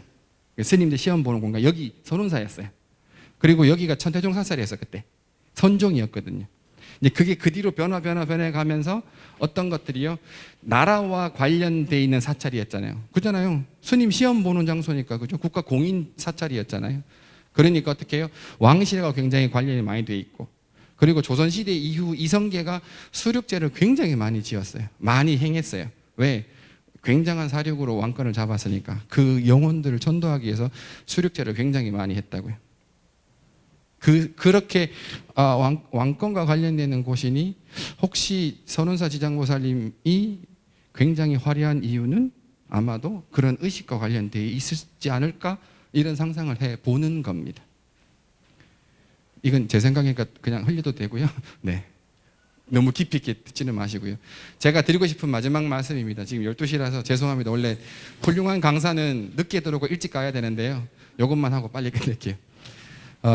제가 생각하는 불교의 기도는요, 예불이고요. 그 다음에 참회로 넘어가고요. 수희하고요. 그 다음에 회양하고 발언하는 순서라고 저는 생각합니다. 이것도 별로 마음에 안 드시면 넘어가도 됩니다. 그런데 중요한 건 뭐냐면 이게 빠지면 안 되고요. 이게 빠지면 안 되고요. 이게 빠지면 안 돼요. 여러분들 이제 의식들 하는 거 쭉 보시면 대부분 이 구조로 되어 있습니다. 그죠? 부처님께 예경하거나 부처님을 모시거나 그 다음에 내가 참회를 하고요. 참회한 다음에 내 잘못을 내가 알게 되면 내가 기꺼이 그걸 받아들이고요. 그걸 알았으니 회양하고요. 그 다음에 마지막으로 마무리하면서 나의 원은 이렇습니다라고 부처님께 고하는 발언의 의식입니다. 자비도랑 참법 얘기를 좀 했으면 싶은데 죄송해요. 앞에 너무 텐션을 땡겨가지고 오래돼가지고 똑같습니다. 상근기, 중근기, 하근기인데 상근기들은요 그냥 이렇게 하는 겁니다. 저는 여러분들이 상근기라고 생각하기 때문에 이렇게 적어놨습니다. 하근기라고 생각했으면 이렇게 했어요. 스스로 축하하고 육도에 예불을 하고 회양하고 뭐 발언하고 총나고 이렇게 썼을 텐데 그게 아니고요. 저는 상근기라고 생각하기 때문에 예경하고 참회하고 그죠? 수의하고 이거는 촉구하는 겁니다. 촉구하는 겁니다. 촉구. 내가 원을 세웠잖아요. 받아줘. 네, 이거 자비도랑 참법 제일 뒷장에 가보시면 요 7권에서 10권 가시면 그거 나옵니다. 그래서 예도 막 듭니다. 네, 나중에 자비도랑 참법 기도하시게 되면 찬찬히 읽어보시면 그런 내용들이 나옵니다. 그래서 제가 드리고 싶은 얘기는 핵심은 그겁니다. 지장보살님을 알고 우리가 마해불, 죄송합니다만은 저는 미륵불이라고 상정을 했습니다. 이 두 부처님과 보살님이 선운산에 계시는 그 이유가 어디에 있을까? 그리고 그때 당시에 조성했을 사람들의 마음은 어디에 있을까? 굉장히 현실이 고달프고 힘들었겠구나. 그래서 그걸 돌파하기 위한 돌파구로서 지장보살님과 미륵부처님 그렇게 했지 않았을까? 그러면 지금 우리가 살고 있는 현재에는 어떻게 해야 될까? 그죠? 뭐 해야 된다고요? 네. 내가 나를 잘 살피고 되돌아보고 주변 사람들과 어떻게 할 것인지, 그죠?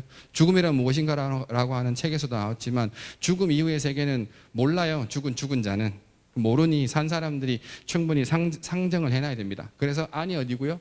밖이 어디예요?